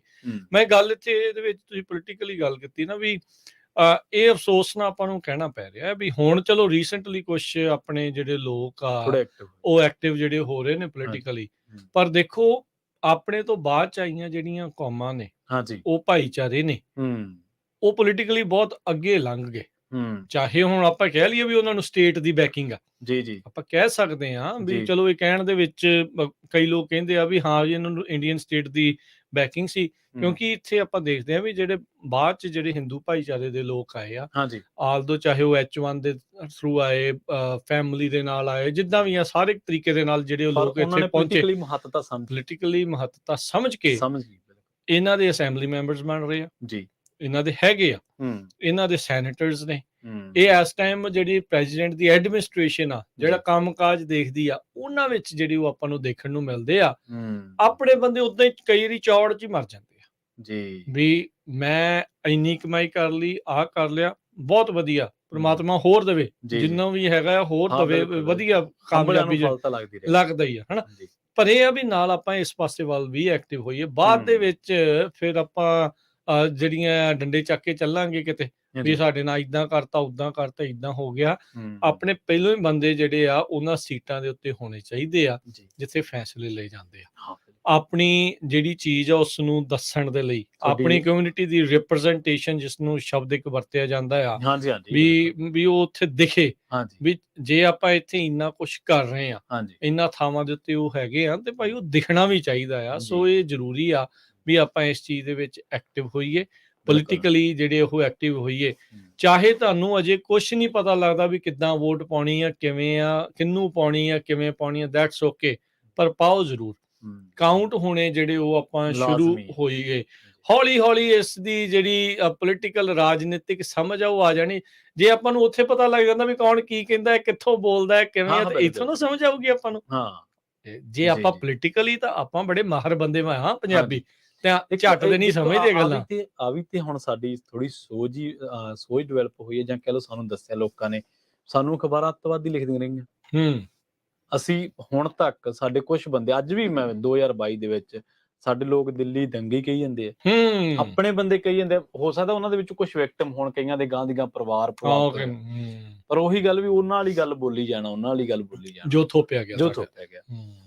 ਸੋ ਇਹੀ ਚੀਜ਼ ਆ। ਸੋ ਕੋਈ ਤੁਹਾਡੀ ਹੱਕ ਦੀ ਗੱਲ ਕਰਨ ਵਾਲਾ, ਤੁਹਾਡੇ ਜਿਹੜੇ ਇਸ਼ੂਜ਼ ਨੂੰ ਅਸਲ ਚ ਜਿਹੜਾ ਉਹ ਸਮਝਣ ਵਾਲਾ, ਉਹ ਇਹ ਅਸੀਂ ਇਹ ਨਹੀਂ ਕਹਿੰਦੇ ਵੀ ਦੂਜੇ ਜਾਣੇ ਸਮਝ ਨਹੀਂ ਸਕਦੇ, ਪਰ ਇੱਕ ਭਾਈਚਾਰੇ ਚ ਰਹਿੰਦਾ ਹੋਇਆ ਜਿਹੜਾ ਉਸ ਹਿਸਾਬ ਦੇ ਨਾਲ ਸਮਝ ਸਕਦਾ ਆ, ਉਹ ਨਹੀਂ ਹੈ। ਇਹਦੇ ਵਿੱਚ ਕੋਈ ਦੋ ਰਾਵਾਂ ਨਹੀਂ ਆ ਵੀ ਤੁਹਾਡੀ ਰਿਪਰੈਜ਼ੈਂਟੇਸ਼ਨ, ਤੁਹਾਡੇ ਜਿਹੜੇ ਮੁੱਦੇ ਆ, ਉਹ ਇਹ ਅਹਿਮੀਅਤ ਆ। ਹੁਣ ਇਹ ਵੀ ਨਹੀਂ ਆ, ਮੈਂ ਇੱਥੇ ਨਾਲ ਹੀ ਕਲੀਅਰ ਕਰਦੇ ਜਾ, ਇਹ ਵੀ ਨਹੀਂ ਆ ਵੀ ਜਸਟ ਬਿਕੋਜ਼ ਕੋਈ ਪੰਜਾਬੀ ਆ ਤੇ ਸਿੱਖ ਆ ਤੇ ਉਹਨੂੰ ਵੋਟ ਪਾ ਦੋ, ਮਤਲਬ ਚੰਗੀ ਗੱਲ ਆ ਵੀ ਹਾਂ, ਵੀ ਇਹ ਨਹੀਂ ਆ ਵੀ ਹਾਂ ਉਹ ਚਲੋ ਕਾਬਲ ਵੀ ਹੋਣਾ ਚਾਹੀਦੇ ਆ, ਉਹ that person should be like experienced enough, ਉਹਨੂੰ ਪਤਾ ਹੋਣਾ ਚਾਹੀਦਾ ਵੀ ਅਸਲ ਚ ਜਿਹੜੇ ਭਾਈਚਾਰੇ ਦੇ ਮੁੱਦੇ ਉਹ ਚੱਕਣ ਵਾਲੇ ਹੋਣ, ਕਮਿਊਨਿਟੀ ਦੇ ਮੁੱਦੇ ਜਿਹੜੇ ਉਹ ਚੁੱਕਣ ਵਾਲੇ ਹੋਣ। ਐਵੇਂ ਕੋਈ ਟੈਗ ਹੀ ਨਾ ਹੋਵੇ ਵੀ ਹਾਂ ਕਹਿਣ ਨੂੰ ਤਾਂ ਇਹ ਉਹ ਨੇ, ਤੇ ਪਰ ਪਿੱਛੋਂ ਜਿਹੜਾ ਕੁਝ ਹੋਰ ਫੋਰਸ ਚੱਲ ਰਹੀ ਆ। ਇਹ ਵੀ ਬਹੁਤ ਕੁਝ ਜਿਹੜਾ ਉਹ ਕੀਤਾ ਜਾਂਦਾ, ਬਹੁਤ ਸਾਰੇ ਥਾਵਾਂ ਦੇ ਉੱਤੇ ਜਿਹੜਾ ਏਦਾਂ ਫਿਰ ਕਲੈਸ਼ ਜਿਹੜਾ ਆ ਉਹ ਕਰਵਾਇਆ ਜਾਂਦਾ। ਸੋ ਪਰ ਇਹ ਆ ਵੀ ਵੋਟ ਤੁਹਾਡੇ ਘਰਾਂ ਤੱਕ ਪਹੁੰਚ ਚੁੱਕੀ ਆ, ਜਿਹੜੇ ਵੀ ਰਜਿਸਟਰਡ ਨੇ ਵੋਟ ਕਰਨ ਦੇ ਲਈ, ਤੇ ਉਹ ਤੁਸੀਂ ਜਿਹੜਾ ਉਹ ਕਰੋ। ਇੱਕ ਇਹਦੇ ਵਿੱਚ ਦੱਸਦੇ ਜਾਈਏ, ਕੈਲੀਫੋਰਨੀਆ ਦੇ ਵਿੱਚ ID ਨੂੰ ਲੈ ਕੇ ਇੱਕ ਕਾਨੂੰਨ ਜਿਹੜਾ ਉਹ ਮੈਂ ਸ਼ੇਅਰ ਕਰਦਾ ਜਾਵਾਂ। ਜੇ ਤਾਂ ਤੁਸੀਂ ਪਹਿਲੀ ਵਾਰੀ ਵੋਟ ਪਾਉਣ ਜਾ ਰਹੇ ਆ, ਹਾਂਜੀ ਇਨ ਪਰਸਨ ਵੋਟ ਪਾਉਣ ਜਾ ਰਹੇ ਆ ਤਾਂ ਤੁਹਾਨੂੰ ਉੱਥੇ ਆਈਡੀ ਦੀ ਜ਼ਰੂਰਤ ਹੋਊਗੀ। ਠੀਕ ਹੈ। ਤੇ ਜੇ ਤੁਸੀਂ ਇੱਕ ਵਾਰੀ ਵੀ ਵੋਟ ਪਾਈ ਹੈਗੀ ਆ ਤਾਂ ਫਿਰ ਉਹ ਤੁਹਾਨੂੰ ਆਈਡੀ ਜਿਹੜੀ ਚਾਹੇ ਉਹ ਕੋਈ ਵੀ ਪਾਈ ਹੈ, ਕਾਉਂਟੀ ਦੀ, ਸਿਟੀ ਦੀ, ਕੋਈ ਵੀ ਹਾਂਜੀ vote ਮਤਲਬ ਇਹ ਇਲੈਕਸ਼ਨਸ ਦੇ ਵਿੱਚੋਂ ਇਹਨਾਂ ਜਿਹੜੀ elections if you are registered to vote ਤਾਂ ਹੀ ਵੋਟ ਪਾਊਗੀ। ਠੀਕ ਹੈ, ਤੇ ਜੇ ਤੁਸੀਂ ਪਾਈ ਹੋਈ ਆ ਕਿਸੇ ਵੀ, ਚਾਹੇ ਲੋਕਲ ਦੀ ਆ ਚਾਹੇ ਫੈਡਰਲ ਦੀ ਆ, ਤੁਹਾਨੂੰ ਤਾਂ ਆਇਡੈਂਟੀ ਦੀ ਲੋੜ। ਫਿਰ ਦੂਜੀ ਵਾਰੀ ਜਿਹੜੀ ਉਸ ਦੀ ਜਿਹੜੀ ਕੈਲੀਫੋਰਨੀਆ ਦੇ ਵਿੱਚ ਲੋੜ ਨਹੀਂ, ਪਰ ਪਹਿਲੀ ਵਾਰੀ ਜੇ ਤੁਸੀਂ ਪਾਉਣ ਜਾ ਰਹੇ ਆ ਤਾਂ ਤੁਹਾਨੂੰ ਜਿਹੜੀ ਉਸ ਦੇ ਵਿੱਚ ਆਈਡੀ ਦੀ ਜਿਹੜੀ ਨਾਲ ਜ਼ਰੂਰਤ ਰਹਿੰਦੀ ਹੈਗੀ ਆ। ਸੋ ਤੁਸੀਂ ਅਰਲੀ ਵੋਟ ਵੀ ਪਾ ਸਕਦੇ ਆ, ਜਿੱਦਾਂ ਲਾਸਟ ਟਾਈਮ ਵੀ ਮੈਂ ਦੱਸ ਰਿਹਾ ਸੀਗਾ। ਅਰਲੀ ਵੋਟਿੰਗ ਮਤਲਬ ਆ ਵੀ ਵੋਟਿੰਗ ਸੈਂਟਰ ਇਹਨਾਂ ਨੇ ਬਣਾਏ ਹੋਏ ਨੇ। ਠੀਕ ਹੈ, ਜਿੱਦਾਂ ਵੋਟਾਂ ਵਾਲੇ ਦਿਨ ਜਿਹੜਾ ਖੁੱਲਦਾ ਆ ਬੂਥ, ਹਾਂਜੀ ਇਹ ਐਵਰੀ ਡੇ ਕਈ ਹਫ਼ਤੇ ਤੱਕ ਜਿਹੜਾ ਉਹ ਖੁੱਲਾ ਰਹਿੰਦਾ ਹੈ। ਜਦੋਂ ਵੀ ਤੁਹਾਨੂੰ ਵਕਤ ਲੱਗਦਾ ਤੁਸੀਂ ਉੱਥੇ ਜਾ ਕੇ ਵੋਟ ਪਾ ਸਕਦੇ ਆ। ਜੀ। ਤਾਂ ਕਈ ਦਿਨਾਂ ਤੱਕ ਦੀ ਜਿਹੜੀ ਵੋਟਿੰਗ ਆ। ਤੇ ਬਾਕੀ ਜਿਹੜਾ ਮੇਲ ਇਨ ਬੈਲਟ ਦਾ ਐਬਸੈਂਟੀ ਬੈਲਟ ਜਿਹਨੂੰ ਆਂਦੇ ਆ, ਉਹ ਤਾਂ ਆਇਆ ਹੀ ਆ, ਉਹ ਤੁਸੀਂ ਮੇਲ ਕਰ ਸਕਦੇ ਆ ਜਾਂ ਤੁਸੀਂ ਇਹ ਅਰਲੀ ਵੋਟਿੰਗ ਬੂਥ ਤੇ ਜਾ ਕੇ ਫੜਾ ਸਕਦੇ ਆ। Drop box belt drop boxes ਜਿਹੜੇ ਆ ਉੱਥੇ ਜਿਹੜਾ ਆ ਤੁਸੀਂ ਪਾ ਸਕਦੇ ਆ, ਕਰ ਸਕਦੇ ਆ। ਤੇ ਜਾਂ ਫਿਰ ਵੋਟਿੰਗ ਬੂਥ ਵਾਲੇ ਦਿਨ, ਵੋਟਿੰਗ ਵਾਲੇ ਦਿਨ ਉੱਥੇ ਜਾ ਕੇ ਵੀ ਪਾ ਸਕਦੇ ਆ। ਕੋਸ਼ਿਸ਼ ਕਰੋ ਵੀ ਤੁਹਾਡੀ ਵੋਟ ਕੈਂਸਲ ਨਾ ਹੋਵੇ, ਇਸ ਤਰੀਕੇ ਨਾਲ ਵੋਟ ਨਾ ਪਾਓ। ਹਾਂ, ਤੁਹਾਡੀ vote- ਅੱਗੇ ਕਈ ਓਹਾਇਓ ਉਹਦੇ ਵਿੱਚ ਆਈ ਥਿੰਕ ਇਦਾਂ ਦਾ ਸੀਗਾ ਵੀ ਜੇ ਤੁਸੀਂ ਇੰਨੇ ਇਲੈਕਸ਼ਨਸ ਦੇ ਵਿੱਚ ਵੋਟ ਨਹੀਂ ਪਾਉਂਦੇ ਤਾਂ ਤੁਹਾਡੀ ਜਿਹੜੀ ਰਜਿਸਟ੍ਰੇਸ਼ਨ ਵੋਟਿੰਗ ਦੀ ਉਹ ਰੱਦ ਕਰ ਦਿੱਤੀ। ਫਿਰ ਤੁਸੀਂ ਜੇ ਦੁਬਾਰਾ ਪਾਉਣੀ ਹੈ ਤਾਂ ਫਿਰ ਦੁਬਾਰਾ ਤੁਹਾਨੂੰ ਰਜਿਸਟਰ ਜਿਹੜਾ ਉਹ ਕਰਨਾ ਪੈਂਦਾ। ਹਰ ਇੱਕ ਸੂਬੇ ਦੇ ਵੱਖੋ ਵੱਖਰੇ ਕਾਨੂੰਨ ਨੇ, ਇਹ ਤੁਹਾਨੂੰ ਉਸ ਹਿਸਾਬ ਦੇ ਨਾਲ ਜਿਹੜਾ ਉਹ ਦੇਖਣਾ ਪੈਣਾ ਆ। ਕੈਲੀਫੋਰਨੀਆ ਇੱਕ ਹੋਰ ਸੇਵਾ ਦਿੰਦਾ ਹੈ ਆਪਣੇ ਵੋਟਰਸ ਨੂੰ। ਤੁਸੀਂ ਆਪਣਾ ਬੈਲਟ ਦੇਖ ਸਕਦੇ ਵੀ ਰਾਈਟ ਨਾਓ ਕਿੱਥੇ ਆ। ਠੀਕ ਹੈ, ਬੈਲਟ ਨੂੰ ਟਰੈਕ ਤੁਸੀਂ ਕਰ ਸਕਦੇ ਆ। ਬੈਲਟ ਟਰੈਕ ਦੇ ਵਿੱਚ ਤੁਸੀਂ ਰਜਿਸਟਰ ਕਰਨਾ ਆ। ਜਿੱਦਣ ਉਹਨਾਂ ਨੇ ਤੁਹਾਨੂੰ ਪੋਸਟ ਕੀਤਾ, ਘੱਲਿਆ, ਉਦਣ ਉਹਨਾਂ ਨੇ ਤੁਹਾਡਾ ਮੈਸੇਜ ਆ ਜਾਣਾ ਵੀ ਤੁਹਾਨੂੰ ਬੈਲਟ ਇੰਨੇ ਦਿਨਾਂ ਦੇ ਵਿੱਚ ਮਿਲ ਜੂਗਾ। ਜਦੋਂ ਤੁਸੀਂ ਜੇ ਤਾਂ ਭਰ ਕੇ ਤੁਸੀਂ ਘੱਲ ਦਿੱਤਾ, ਫਿਰ ਉਹਨਾਂ ਨੇ ਦੱਸ ਦੇਣਾ ਵੀ ਹਾਂ ਸਾਨੂੰ ਮਿਲ ਗਿਆ। ਜੇ ਮੇਲ ਘੱਲਿਆ ਆ ਜਾਂ ਡ੍ਰੌਪ ਬਾਕਸ 'ਚ ਘੱਲਿਆ ਆ ਜਾਂ ਜਿੱਦਾਂ ਵੀ ਆ, ਉਹਨਾਂ ਨੇ ਤੁਹਾਨੂੰ ਮੇਲ ਕਰਕੇ ਜਾਂ ਟੈਕਸਟ ਕਰਕੇ ਘੱਲ ਦੇਣਾ ਵੀ ਹਾਂ ਮੈਨੂੰ ਸਾਨੂੰ ਤੁਹਾਡਾ ਜਿਹੜਾ ਆ ਉਹ ਬੈਲਟ ਮਿਲ ਗਿਆ ਆ। ਤੇ ਫਿਰ ਉਸ ਤੋਂ ਬਾਅਦ ਦੇ ਵਿੱਚ ਜਦੋਂ ਕਾਊਂਟਿੰਗ ਹੁੰਦੀ ਆ ਵੀ ਤੁਹਾਡਾ ਅਸੈਪਟ ਹੋਇਆ ਕਿ ਰਿਜੈਕਟ ਹੋਇਆ, ਉਹ ਵੀ ਦੱਸ ਦਿੱਤਾ ਜਾਂਦਾ ਹੈ। ਠੀਕ ਹੈ, ਉਹ ਸਾਰੀਆਂ ਚੀਜ਼ਾਂ ਇਹ ਨਹੀਂ ਦੱਸਦੇ ਵੀ ਤੁਸੀਂ ਕਿਹਨੂੰ ਵੋਟ ਪਾਈ ਆ। ਆਬਵੀਅਸਲੀ ਬਸ ਇੰਨਾ ਵੀ ਮਿਲ ਗਿਆ ਜਾਂ ਨਹੀਂ ਮਿਲਿਆ ਤੇ ਅਸੈਪਟ ਹੋਇਆ ਕਿ ਰਿਜੈਕਟ ਹੋਇਆ। ਉਹ ਜਿਹੜਾ ਤੁਸੀਂ ਬੈਲਟ ਟਰੈਕ ਕਰਕੇ where's my ballot .sos.ca.gov ਦੇ ਉੱਤੇ ਜਾ ਕੇ ਤੁਸੀਂ ਆਪਣੇ ਆਪ ਨੂੰ ਉਹਦੇ ਵਿੱਚ ਰਜਿਸਟਰ ਜਿਹੜਾ ਉਹ ਕਰ ਸਕਦੇ ਆ। ਤੋਂ ਕੈਲੀਫੋਰਨੀਆ ਨੇ ਬਹੁਤ ਸੌਖਾ ਜਿਹੜਾ ਇਸ ਮੌਕੇ ਜਿਹੜਾ ਪ੍ਰੋਸੈਸ ਆ ਵੋਟਿੰਗ ਦਾ ਜਿਹੜਾ ਉਹ ਬਣਾਇਆ ਹੈਗਾ ਆ। ਤੇ ਇੰਨੇ ਸੌਖੇ ਪ੍ਰੋਸੈਸ ਦੇ ਵਿੱਚ ਵੀ ਜੇ ਵੋਟ ਪਾਉਣੋਂ ਖੁਦ ਜਾਓ ਤੁਸੀਂ ਤਾਂ ਮਾੜੀ ਗੱਲ ਆ। ਅਜੇ ਵੀ ਜੇ ਕਿਸੇ ਨੇ ਰਜਿਸਟਰ ਨਹੀਂ ਕੀਤਾ, ਉਹ US ਦੇ ਸਿਟੀਜ਼ਨ ਨੇ, ਚਾਹੇ ਨਵੇਂ ਬਣੇ ਨੇ ਚਾਹੇ ਚਿਰ ਦੇ ਬਣੇ ਆ, ਤੇ ਤੁਹਾਨੂੰ ਕਦੀ ਚੇਤਾ ਹੀ ਨਹੀਂ ਆਇਆ ਵੋਟ ਪਾਉਣ ਦਾ, ਹੁਣ ਮੌਕਾ ਹੈਗਾ। ਤੁਸੀਂ ਆਪਣੇ ਆਪ ਨੂੰ ਰਜਿਸਟਰ ਕਰਕੇ ਵੋਟ ਜਿਹੜੀ ਆ ਉਹ ਜ਼ਰੂਰ ਪਾਓ। ਇਹ ਜਿਹੜਾ ਨੀਲਾ ਆਪਾਂ ਪਾਸਪੋਰਟ ਲੈ ਕੇ ਘੁੰਮਦੇ ਆ, ਜਿਹਦੀ ਦੌੜ ਆ ਇੱਥੇ, ਤੇ ਉਹਦੇ ਨਾਲ ਤੁਹਾਨੂੰ ਇੱਕ ਇਹ ਵੀ ਡਿਊਟੀ, ਹੱਕ, ਰਾਈਟ/ਡਿਊਟੀ, ਇਹ ਦੋਨੋਂ ਹੀ ਚੀਜ਼ਾਂ ਨੇ। ਤੁਹਾਡਾ ਇਹ ਹੱਕ ਵੀ ਆ ਤੇ ਤੁਹਾਡਾ ਫਰਜ਼ ਵੀ ਆ। ਵੋਟ ਪਾਉਣ ਦਾ ਤੁਹਾਨੂੰ ਹੱਕ ਮਿਲਦਾ ਹੈ ਤੇ ਵੋਟ ਪਾਉਣਾ ਤੁਹਾਡਾ ਫਰਜ਼ ਆ। ਸੋ ਉਸ ਨੂੰ ਜਿਹੜਾ ਉਹ ਆਪਾਂ ਜ਼ਰੂਰ ਅਪਣਾਈਏ ਤੇ ਉਸ ਨੂੰ ਜਿਹੜਾ ਵੋਟ ਉਹ ਪਾਓ। ਪਾਉਣੀ ਜਿੰਨੂੰ ਮਰਜ਼ੀ ਆ, ਉਹ ਤੁਹਾਡੀ ਇੱਛਾ ਆ। ਜੇ ਤੁਹਾਨੂੰ ਚੰਗਾ ਲੱਗਦਾ ਹੈ ਕੋਈ, ਉਹਨੂੰ ਪਾ ਦਿਓ। ਜੇ ਆਲਰੇਡੀ ਕੋਈ ਹੈਗਾ ਤੇ ਉਹ ਤੋਂ ਤੁਸੀਂ ਨਾ ਖੁਸ਼ ਆ, ਤੁਹਾਨੂੰ ਲਾਂਭੇ ਕਰਕੇ ਕਿਸੇ ਹੋਰ ਨੂੰ ਮੌਕਾ ਦੇ ਕੇ ਜਿਹੜਾ ਉਹ ਦੇਖ ਲਓ। ਤੁਹਾਡੇ ਕੋਲ ਚੋਇਸ ਹੁੰਦੀ ਹੈ। ਹਿੱਸੇਦਾਰੀ ਜ਼ਰੂਰ ਰੱਖੋ, ਹਿੱਸੇਦਾਰੀ ਬਹੁਤ ਜ਼ਰੂਰੀ ਹੈ। ਸੋ ਪਿਛਲੇ ਪ੍ਰੋਗਰਾਮ ਦੇ ਵਿੱਚ ਵੀ ਆਪਾਂ ਜਿਹੜਾ ਲਾਸਟ ਵੀਕ ਕੀਤਾ ਸੀਗਾ, ਉਹਦੇ ਵਿੱਚ ਵੀ ਆਪਾਂ ਬਾਤ ਤਫਸੀਲ ਦੱਸਿਆ ਸੀਗਾ ਕਿ ਜਿਹੜਾ ਪੰਜਾਬੀ ਦੇ ਵਿੱਚ ਜਿੰਨਾ ਵੀ ਵੋਟਿੰਗ ਦਾ ਜੋ ਪੈਂਫਲੇਟ ਵਗੈਰਾ ਛਪਦੇ ਆ ਜਾਂ ਜੋ ਵੀ ਤੁਹਾਨੂੰ ਸਹੂਲਤ ਮਿਲਦੀ ਹੈ ਕਿਸੇ ਵੀ ਤਰੀਕੇ ਨਾਲ ਪ੍ਰੋਸੈਸ ਦੇ ਵਿੱਚ, ਜਿੰਨੇ ਵੀ ਜੋ ਵੀ ਤਰੀਕੇ ਨਾਲ ਮਿਲਦੀ ਹੈ, ਤਾਂ ਉਹਨੂੰ ਵਰਤੋ ਜ਼ਰੂਰ, ਤਾਂ ਜੋ ਆਪਣੀ ਮਾਂ ਬੋਲੀ ਬਾਰੇ ਆਪਾਂ ਇਹਨਾਂ ਨੂੰ ਵੱਧ ਤੋਂ ਵੱਧ ਕਹਿ ਸਕੀਏ, ਇਹਨਾਂ ਨੂੰ ਪਤਾ ਲੱਗੇ ਕਿ ਪੰਜਾਬੀ ਪੜ੍ਹਨ ਵਾਲੇ ਕਿੰਨੇ ਬੰਦੇ ਆ। ਦੂਜੀ ਗੱਲ ਇਹ ਕਿ ਵੋਟਾਂ ਪਾਉਣੀਆਂ ਕਿਉਂ ਜ਼ਰੂਰੀ ਹੈ, ਉਹ ਅਸੀਂ ਤੁਹਾਨੂੰ ਦੱਸਿਆ ਹੀ ਆ। ਜੀ ਰਾਜ ਜੀ, ਬਿਲਕੁਲ। ਇੱਕ ਕਾਲਰ ਵੀ ਜੁੜੇ ਨੇ, ਉਹਨਾਂ ਦਾ ਵੀ ਆਪਾਂ ਵਿਚਾਰ ਲੈਂਦੇ ਹਾਂ। ਅਮਰਜੀਤ ਜੀ, ਸਤਿ ਸ਼੍ਰੀ ਅਕਾਲ ਜੀ। ਸਤਿ ਸ਼੍ਰੀ ਅਕਾਲ ਜੀ। ਸਤਿ ਸ਼੍ਰੀ ਅਕਾਲ। ਜਿਹੜੇ ਇਕੱਲੇ ਕੈਂਡੀਡੇਟ ਆ ਜਿਹੜੇ ਆਪਸ ਵਿੱਚ ਖੜੇ ਆ, ਜਿੱਦਾਂ ਕੋਈ ਸੈਨੇਟਰ ਲਈ ਜਾਂ ਕੋਈ ਗਵਰਨਰ ਲਈ, ਉਹਨਾਂ ਦਾ ਡਿਬੇਟ ਹੋਣਾ ਚਾਹੀਦਾ। ਜਿੱਦਾਂ ਜਿਹੜੇ ਉਹ ਅਹੁਦੇ ਤੇ ਜਿੱਦਾਂ ਖੜੇ ਆ ਇਸ ਟਾਈਮ, ਜਿੱਦਾਂ ਸੋ ਆਪਾਂ ਨੂੰ ਇਹ ਨਹੀਂ ਬਾਹਰ ਦੇਖਣ ਦਾ ਮਿਲਦਾ ਵੀ ਡਿਬੇਟ ਆ। ਡਿਬੇਟਾਂ ਜ਼ਰੂਰ ਹੋਣੀ ਚਾਹੀਦੀ, ਬਹਿਸ ਹੋਣੀ ਚਾਹੀਦੀ ਅਪੋਨੈਂਟ ਦੇ ਨਾਲੇ ਹਨਾ, ਜਿਹੜਾ ਇਸ ਟਾਈਮ ਹੈਗਾ ਉਹ ਪੋਜੀਸ਼ਨ ਤੇ। ਸੋ ਲਾਈਕ ਗਵਰਨਰ ਜਿੱਦਾਂ ਕੈਵਨ ਨਿਊਸਮ ਉਹ ਰੀਇਲੈਕਟ ਹੋਣ ਦੀ ਕੋਸ਼ਿਸ਼ ਕਰਦਾ, ਨਾਲੇ ਜਿਹੜਾ ਦੂਜਾ ਉਹਦਾ ਅਪੋਨੈਂਟ ਆ ਉਹਦਾ ਨਾਮ ਮੈਂ ਦੇਖਿਆ ਕੈਵਨ ਤੇ, ਉਹ ਏਦਾਂ ਬਸ, ਪਰ ਆਪਾਂ ਨੂੰ ਬਾਹਲਾ ਉਹਦਾ ਪਤਾ ਨਹੀਂ। ਆਈ ਥਿੰਕ ਇਹ ਬਹੁਤ ਜ਼ਰੂਰੀ ਆ, ਜਿਹੜੇ ਕੈਂਡੀਡੇਟ ਹੈਗੇ ਆ ਉਹਨਾਂ ਦੀ ਡਿਬੇਟ ਹੋਣੀ ਚਾਹੀਦੀ ਹੈ, ਟੈਲੀਵਾਈਜ਼ ਹੋਣੀ ਚਾਹੀਦੀ ਆ, ਫਿਰ ਆਪਾਂ ਨੂੰ ਪਤਾ ਲੱਗੇ ਵੀ ਉਹਦਾ ਸਟੈਂਡ ਕੀ ਆ, ਕੀ ਉਹਨਾਂ ਦੀ ਪਰਸਨੈਲਿਟੀ ਹੈ, ਕੀ ਉਹ ਆਪਣੇ ਲਈ ਕਰ ਸਕਦੇ ਆ। ਆਪਾਂ ਜਾਂਦੇ ਆ ਨਾਲੇ ਸੜਕਾਂ ਦੇ, ਆਪਾਂ ਨੂੰ ਸਾਈਨ ਦੇਖਣੇ ਮਿਲਦੇ, ਆਪਾਂ ਦੇਖੀਦੇ ਉਹਨਾਂ ਦੇ ਜੀ, ਨਾਲੇ ਜਾਂ ਵੈਬਸਾਈਟ ਤੇ ਆਪਾਂ ਇਨਫੋਰਮੇਸ਼ਨ ਲੈ ਸਕਦੇ ਹਾਂ, ਪਰ ਡਿਬੇਟਾਂ ਬਹੁਤ ਘੱਟ ਹੁੰਦੀਆਂ। ਆਈ ਥਿੰਕ ਇਹ ਬਹੁਤ ਜ਼ਰੂਰੀ ਆ ਵੀ ਉਹਨਾਂ ਦੀ ਡਿਬੇਟ ਹੋਣੀ ਚਾਹੀਦੀ, ਟੈਲੀਵਾਈਜ਼ ਹੋਣੀ ਚਾਹੀਦੀ ਆ, ਸੋ ਆਪਾਂ ਨੂੰ ਪਤਾ ਲੱਗਿਆ ਆਪਾਂ ਪਹਿਲੀ ਵੋਟ ਪਾ ਰਹੇ ਹਾਂ ਜਿਹੜਾ ਕੀ ਚੀਜ਼ ਲਈ। ਜੀ ਅਤੇ ਬਹੁਤ ਜ਼ਰੂਰੀ ਹੈ। ਜੀ ਜੀ ਜੀ ਹਾਂਜੀ, ਧੰਨਵਾਦ ਜੀ। ਠੀਕ ਹੈ ਜੀ ਅਮਰਜੀਤ ਜੀ, ਥੈਂਕ ਯੂ ਸੋ ਮਚ। ਬਿਲਕੁਲ ਜੀ, ਕੈਂਡੀਡੇਟਸ ਦੇ ਤੁਸੀਂ ਜਦੋਂ ਉਹਨਾਂ ਦੇ ਏਜੰਡੇ ਬਾਰੇ ਪਤਾ ਕਰੋਗੇ ਤੁਹਾਨੂੰ ਫੇਰ ਹੀ ਪਤਾ ਲੱਗੂਗਾ ਕਿ ਸਾਡੇ ਸੁਟੇਬਲ ਕਿਹੜਾ ਏਜੰਡਾ ਜਾਂ ਕੀ ਇਹ ਕਰਨਾ ਚਾਹੁੰਦਾ। ਚੁਣਿਆ ਹੋਇਆਂ ਨੂੰ ਤਾਂ ਅਕਾਊਂਟੇਬਲ ਬਣਾਉਣਾ ਜ਼ਰੂਰੀ ਹੈ, ਤੇ ਜਿਹੜੇ ਜਿਨ੍ਹਾਂ ਨੂੰ ਚੁਣਨ ਜਾ ਰਹੇ ਆ, ਜਿਹੜੇ ਫਸਟ ਟਾਈਮ ਨੇ, ਕਿਸੇ ਤਰ੍ਹਾਂ ਪਹਿਲਾਂ ਨਹੀਂ ਗੇ, ਉਹਨਾਂ ਨੂੰ ਸਵਾਲ ਪੁੱਛਣਾ ਤੇ ਉਹਨਾਂ ਦਾ ਏਜੰਡਾ ਜਾਣਨਾ ਬਹੁਤ ਜ਼ਰੂਰੀ ਹੈ। ਜੀ ਬਿਲਕੁਲ। ਇਹ ਇੱਥੇ ਉੱਦਾਂ ਜਿੱਦਾਂ ਹੁਣ ਪ੍ਰੈਜ਼ੀਡੈਂਸ਼ੀਅਲ ਇਲੈਕਸ਼ਨ ਜਦੋਂ ਹੁੰਦੀਆਂ ਹਾਂਜੀ ਜਾਂ ਸਟੇਟ ਦੇ ਵਿੱਚ, ਜਿੱਥੇ ਖਾਸ ਕਰਕੇ ਸਵਿੰਗ ਸਟੇਟਾਂ, ਜਿਨ੍ਹਾਂ ਨੂੰ ਸਵਿੰਗ ਸਟੇਟ ਉਹ ਮੰਨੀ ਜਾਂਦੀ ਆ, ਹਾਂਜੀ ਜਿਹੜੀ ਕਦੀ ਡੈਮੋਕ੍ਰੇਟਾਂ ਨੂੰ ਜਿਤਾ ਦਿੰਦੀ ਹੈ, ਕਦੀ ਕਦੀ ਰਿਪਬਲਿਕਨਾਂ Republican ਨੂੰ ਜਿਤਾ ਦਿੰਦੀ ਆ, ਠੀਕ ਹੈ। ਕਦੀ ਉਹਨਾਂ ਦਾ ਬੰਦਾ ਕਿਸੇ ਇਲੈਕਸ਼ਨ 'ਚ, ਉਹਨਾਂ ਦਾ ਕਿਸੇ ਉਹਨਾਂ ਦਾ, ਉੱਥੇ ਹੀ ਜ਼ੋਰ ਲਾਉਂਦੇ ਆ ਹੂੰ ਇਹਨਾਂ ਦਾ ਵੀ ਜਿਹੜੀ ਸਵਿੰਗ ਸਟੇਟ ਆ ਸਾਡੇ ਹੱਕ 'ਚ ਹੋਵੇ। ਹੁਣ ਜਿੱਦਾਂ ਕੈਲੀਫੋਰਨੀਆ ਨੂੰ ਬਲੂ ਸਟੇਟ ਮੰਨਿਆ ਜਾਂਦਾ ਹੈ, ਜੀ। ਇਸੇ ਤਰੀਕੇ ਦੇ ਨਾਲ ਜਿੱਦਾਂ ਜਿਹੜੀ ਟੈਕਸਸ ਆ ਉਹ ਰੈੱਡ ਸਟੇਟ ਮੰਨੀ ਜਾਂਦੀ ਆ, ਉਹ ਉੱਥੇ ਉਹਨਾਂ ਨੇ ਨਹੀਂ ਜਾਣਾ, ਉੱਥੇ ਦੂਜਿਆਂ ਨੇ ਜ਼ੋਰ ਹੀ ਨਹੀਂ ਲਾਉਣਾ, ਟਰਾਈ ਕਰਦੇ ਆ, ਪਰ ਜਦੋਂ ਪਤਾ ਵੀ ਇੰਨੀ ਕੁ ਜ਼ਿਆਦਾ ਇੱਕ ਤਰਫਾ ਹੋਵੇ ਤਾਂ ਉੱਥੇ ਪੋਲੀਟੀਸ਼ੀਅਨ ਕੋਈ ਬਹੁਤਾ ਫਿਰ ਕੇਅਰ ਨਹੀਂ ਕਰਦੇ। ਸੋ ਸਵਿੰਗ ਸਟੇਟ ਵਾਲਿਆਂ ਦੀ ਜਿਹੜੀ ਪੁੱਛਗਿੱਛ ਜ਼ਿਆਦਾ ਜਿੱਦਾਂ ਵਿੱਚ ਵਿਚਾਲੇ ਵਾਲੇ ਸੈਂਟਰਿਸਟ ਜਿਹੜਾ ਵੋਟਰ ਹੁੰਦਾ ਆ ਜਾਂ ਇੰਡੀਪੈਂਡੈਂਟ ਵੋਟਰ ਹੁੰਦਾ, ਉਹਦੀ ਵੋਟ ਆਪਣੇ ਵੱਲ ਖਿੱਚਣ ਨੂੰ ਜਿਹੜਾ ਉਹ ਜ਼ੋਰ ਲਾਇਆ ਜਾਂਦਾ, ਸਾਰੇ ਜ਼ੋਰ ਮਾਰਦੇ। ਉੱਥੇ ਵੀ ਇਹੀ ਮਸਲਾ ਤੇ ਇੱਥੇ ਵੀ ਇਹ ਸਾਰੀਆਂ ਇਲੈਕਸ਼ਨਾਂ 'ਚ ਆਪਾਂ ਨੂੰ ਇਹੀ ਜਿਹੜਾ ਉਹ ਮਸਲਾ ਨਜ਼ਰ ਜਿਹੜਾ ਉਹ ਆਉਂਦਾ। ਚੰਗੀ ਗੱਲ ਆ ਵੀ ਇਹਦੇ ਬਾਰੇ ਜਿਹੜੇ ਡਿਬੇਟਸ ਵਗੈਰਾ ਉਹ ਸਾਰੀਆਂ ਚੀਜ਼ਾਂ ਜਿਹੜੀਆਂ ਹੋਣ, ਤਾਂ ਜੋ ਆਮ ਲੋਕ ਜਿਹੜੇ ਉਸ ਦੇ ਉੱਤੇ ਰਾਏ ਲੈਣ, ਤੇ ਉਹ ਉਦੋਂ ਹੀ ਹੋਣੀ ਆ ਜਦੋਂ ਲੋਕਾਂ ਦੀ ਵੀ ਦਿਲਚਸਪੀ ਹੋਣੀ। ਪ੍ਰੋਬਲਮ ਪਤਾ ਕੀ ਇੱਥੇ ਵੀ ਆ, ਆਪਾਂ ਕਹਿ ਦਿੰਦੇ, ਆਪਾਂ ਆਪਣਿਆਂ ਨੂੰ ਕਹਿ ਦਿੰਦੇ ਆ ਵੀ ਤੁਸੀਂ ਘੱਟ ਪਾਉਂਦੇ ਆ, ਪਰ ਸਮੱਸਿਆ ਇੱਥੇ ਆ ਵੀ ਜਦੋਂ ਜਿਹੜੀਆਂ ਹੁਣ ਮਿਡ ਟਰਮ ਇਲੈਕਸ਼ਨ ਆ, ਜਿਹੜੀਆਂ ਪ੍ਰੈਜ਼ੀਡੈਂਟ ਇਲੈਕਸ਼ਨ ਨਹੀਂ ਹੁੰਦੀਆਂ, ਜਿਹੜੀਆਂ ਦੂਜੀਆਂ ਹੁੰਦੀਆਂ ਆ, ਉਹਨਾਂ 'ਚ ਵੋਟਿੰਗ ਪ੍ਰੈਜ਼ੀਡੈਂਟ ਇਲੈਕਸ਼ਨ ਦੇ ਮੁਕਾਬਲੇ ਅੱਧੀ ਰਹਿ ਜਾਂਦੀ ਆ। ਜੇ ਉਦੋਂ 40-50% ਲੋਕਾਂ ਨੇ ਵੋਟ ਪਾਈ ਆ, ਤੇ ਮੇ ਵੀ 30% 25% ਇੰਨੀ ਕਿ ਜਿਹੜੇ ਲੋਕਾਂ ਨੇ ਡਿਸਾਈਡ ਕਰ ਦੇਣਾ ਆ ਕਿਹੜੇ ਤੁਹਾਡੇ ਇੱਥੇ ਉਮੀਦਵਾਰ ਆ, ਜਿਹੜੇ ਜੇਤੂ ਹੋ ਕੇ ਉਹਨਾਂ ਨੂੰ ਤੁਸੀਂ ਉਹਦੇ ਤੇ ਜਿਹੜਾ ਉਹ ਬਿਠਾ ਦੇਣਾ ਆ, ਅਹੁਦਿਆਂ ਦੇ ਉੱਤੇ ਬਿਠਾ ਦੇਣਾ ਆ। ਸੋ ਜਦਕਿ ਹੋਣਾ ਇਹ ਚਾਹੀਦਾ ਵੀ ਇੱਥੇ ਵੀ ਜਿਹੜੀਆਂ ਚੋਣਾਂ ਜਿਹੜੀਆਂ ਪ੍ਰੈਜ਼ੀਡੈਂਸ਼ੀਅਲ ਤੋਂ ਬਿਨਾਂ ਵਾ, ਉਹਨਾਂ 'ਚ ਵੀ ਲੋਕਾਂ ਦੀ ਭੂਮਿਕਾ ਪੂਰੀ ਸਰਗਰਮ ਹੋਣੀ ਚਾਹੀਦੀ ਹੈ। ਤੇ ਜੇ ਇਸ ਤਰ੍ਹਾਂ ਲੋਕ ਐਕਟਿਵ ਰਹਿਣਗੇ, ਇਸ ਤਰ੍ਹਾਂ ਦੀ ਭੂਮਿਕਾ ਅਦਾ ਕਰਨਗੇ, ਤਾਂ ਉੱਥੇ ਫਿਰ ਕੈਂਡੀਡੇਟਸ ਦਾ ਵੀ ਜ਼ਿਆਦਾ ਜ਼ੋਰ ਲੱਗਦਾ, ਕਿਉਂਕਿ ਮੁਕਾਬਲੇ ਰੌਚਕ ਹੋ ਜਾਂਦੇ ਆ। ਉਹਨਾਂ ਨੂੰ ਪਤਾ ਹੋ ਜਾਂਦਾ, ਪਤਾ ਲੱਗ ਜਾਂਦਾ ਕਿ ਯਾਰ ਇੰਨੇ ਲੋਕ ਐਕਟਿਵ ਨੇ, ਇੰਨੇ ਵੋਟਰ ਭੁਗਤਾਉਣੇ ਪੈਣਗੇ ਤੇ ਇੰਨੀ ਖਿੱਚ ਕਰਨੀ ਪਊਗੀ।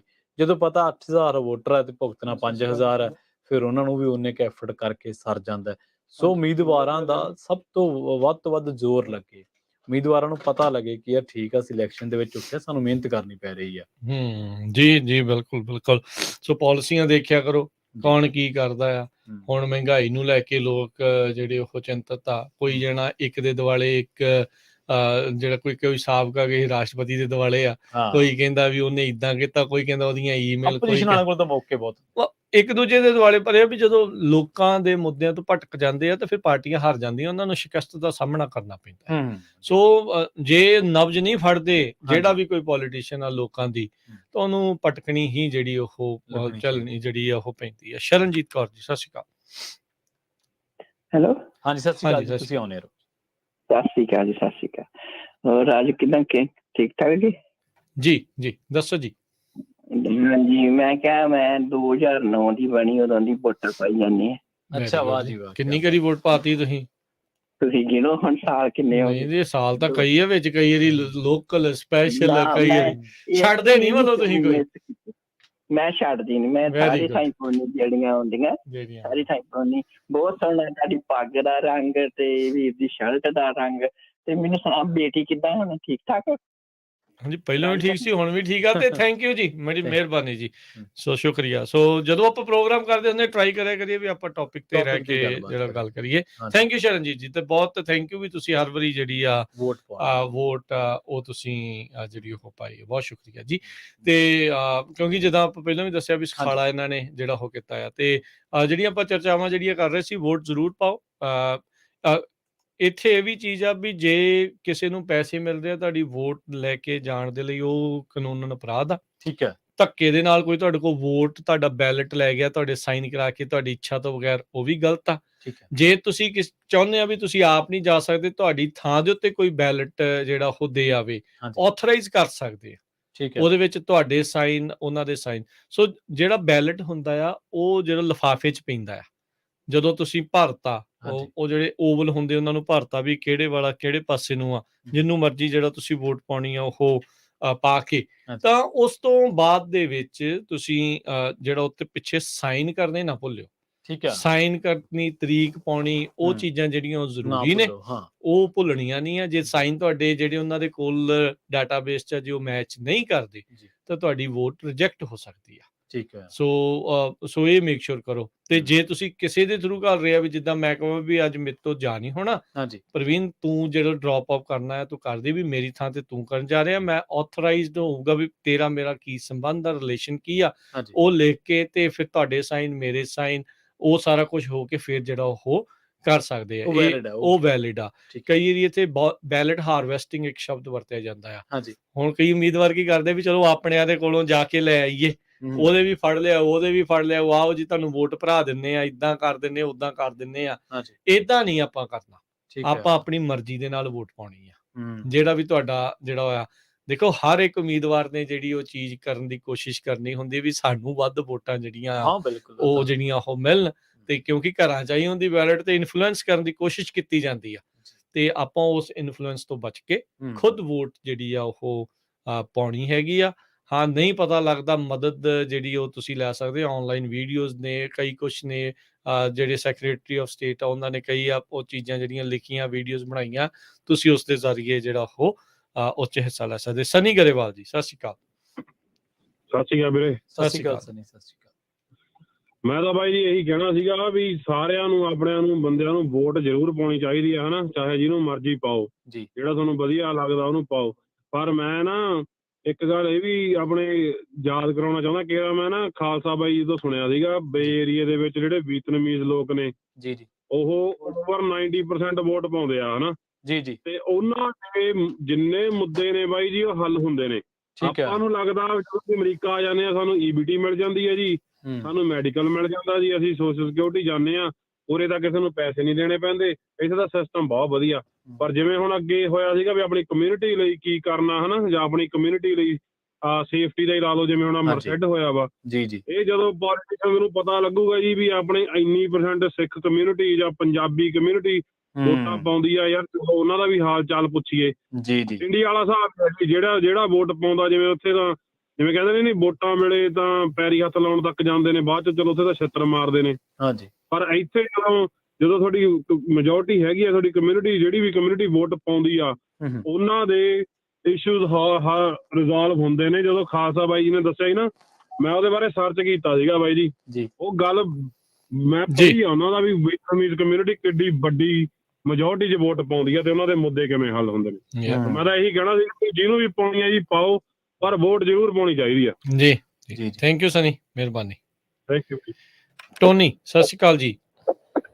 ਹਾਂਜੀ ਸਰ, ਮੇਰਾ ਨਾਮ ਟੋਨੀ ਵਿਰਕ ਹੈ ਜੀ, ਤੇ ਬਹੁਤ ਵਧੀਆ ਟੌਪਿਕ ਹੈ, ਪਰ ਮੇਰਾ ਕਮੈਂਟ ਇਹ ਹੈ ਕਿ ਵੋਟ ਜ਼ਰੂਰ ਪਾਓ, ਪਰ ਆਪਣੀ ਰਿਸਰਚ ਜ਼ਰੂਰ ਕਰੋ ਵੋਟ ਪਾਉਣ ਤੋਂ ਪਹਿਲਾਂ ਵੀ ਕੈਂਡੀਡੇਟ ਕੌਣ ਹੈ ਜਾਂ ਜਿਹੜੀਆਂ ਇਸ਼ੂਜ਼ ਨੇ। ਜਿੱਦਾਂ ਤੁਸੀਂ ਕਿਸੇ EMPLOYEE ਨੂੰ ਹਾਇਰ ਕਰਨ ਤੋਂ ਪਹਿਲਾਂ ਉਹਦਾ ਕ੍ਰੈਡਿਟ ਚੈੱਕ ਕਰਦੇ ਹੋ ਨਾ, ਬੈਕਗ੍ਰਾਉਂਡ ਪਲੀਜ਼ ਚੈੱਕ ਕਰੋ, ਕਿਉਂਕਿ ਮੈਨੂੰ 50 ਸਾਲ ਹੋ ਗਏ ਤੇ state and country is going downhill big time. California ਦਾ ਹਾਲ ਦੇਖ ਲਓ ਵੀ ਹਰ ਸਿਟੀ, ਈਵਨ ਸੈਨ ਫਰਾਂਸਿਸਕੋ ਲੈ ਲਓ, this is where I grew up, Oakland, Berkeley ਲੈ ਲਓ, ਸੈਨ ਹੋਜ਼ੇ ਲੈ ਲਓ, ਮੰਗਤੇ ਲੈ ਲਓ, ਲਿਵਿੰਗ ਐਕਸਪੈਂਸਿਸ ਲੈ ਲਓ, ਕ੍ਰਾਈਮ ਲੈ ਲਓ, ਕਿਸੇ ਪਾਸਿਓਂ ਲੈ ਲਓ। That's because we are picking the wrong candidates. ਬਿਲਕੁਲ। ਯਾ ਪਲੀਜ਼ ਪਲੀਜ਼ ਪਲੀਜ਼ ਇਹ ਨਾ ਕਰੋ ਕਿ ਆ ਮੈਂ ਡੈਮੋਕ੍ਰੈਟ ਹੈ ਵੀ ਆ ਝੰਡਾ ਪਾਇਆ ਹੋਇਆ ਜੋ please please check their credentials. ਜੀ ਜੀ ਜ਼ਰੂਰੀ ਹੈ, ਬਿਲਕੁਲ ਜੀ, ਇਹ ਜ਼ਰੂਰੀ ਹੈ ਕਿਉਂਕਿ otherwise it this will become another India, Aam telling you. ਜੀ ਥੈਂਕ ਯੂ ਜੀ। ਤੁਹਾਨੂੰ ਬਿਲਕੁਲ ਜੀ। ਸਤਿ ਸ਼੍ਰੀ ਅਕਾਲ ਜੀ, ਸਤਿ ਸ਼੍ਰੀ ਅਕਾਲ ਜੀ। ਅਗਲੇ ਕਾਲਰ ਨੇ ਅਵਤਾਰ ਲਾਲੀ ਜੀ।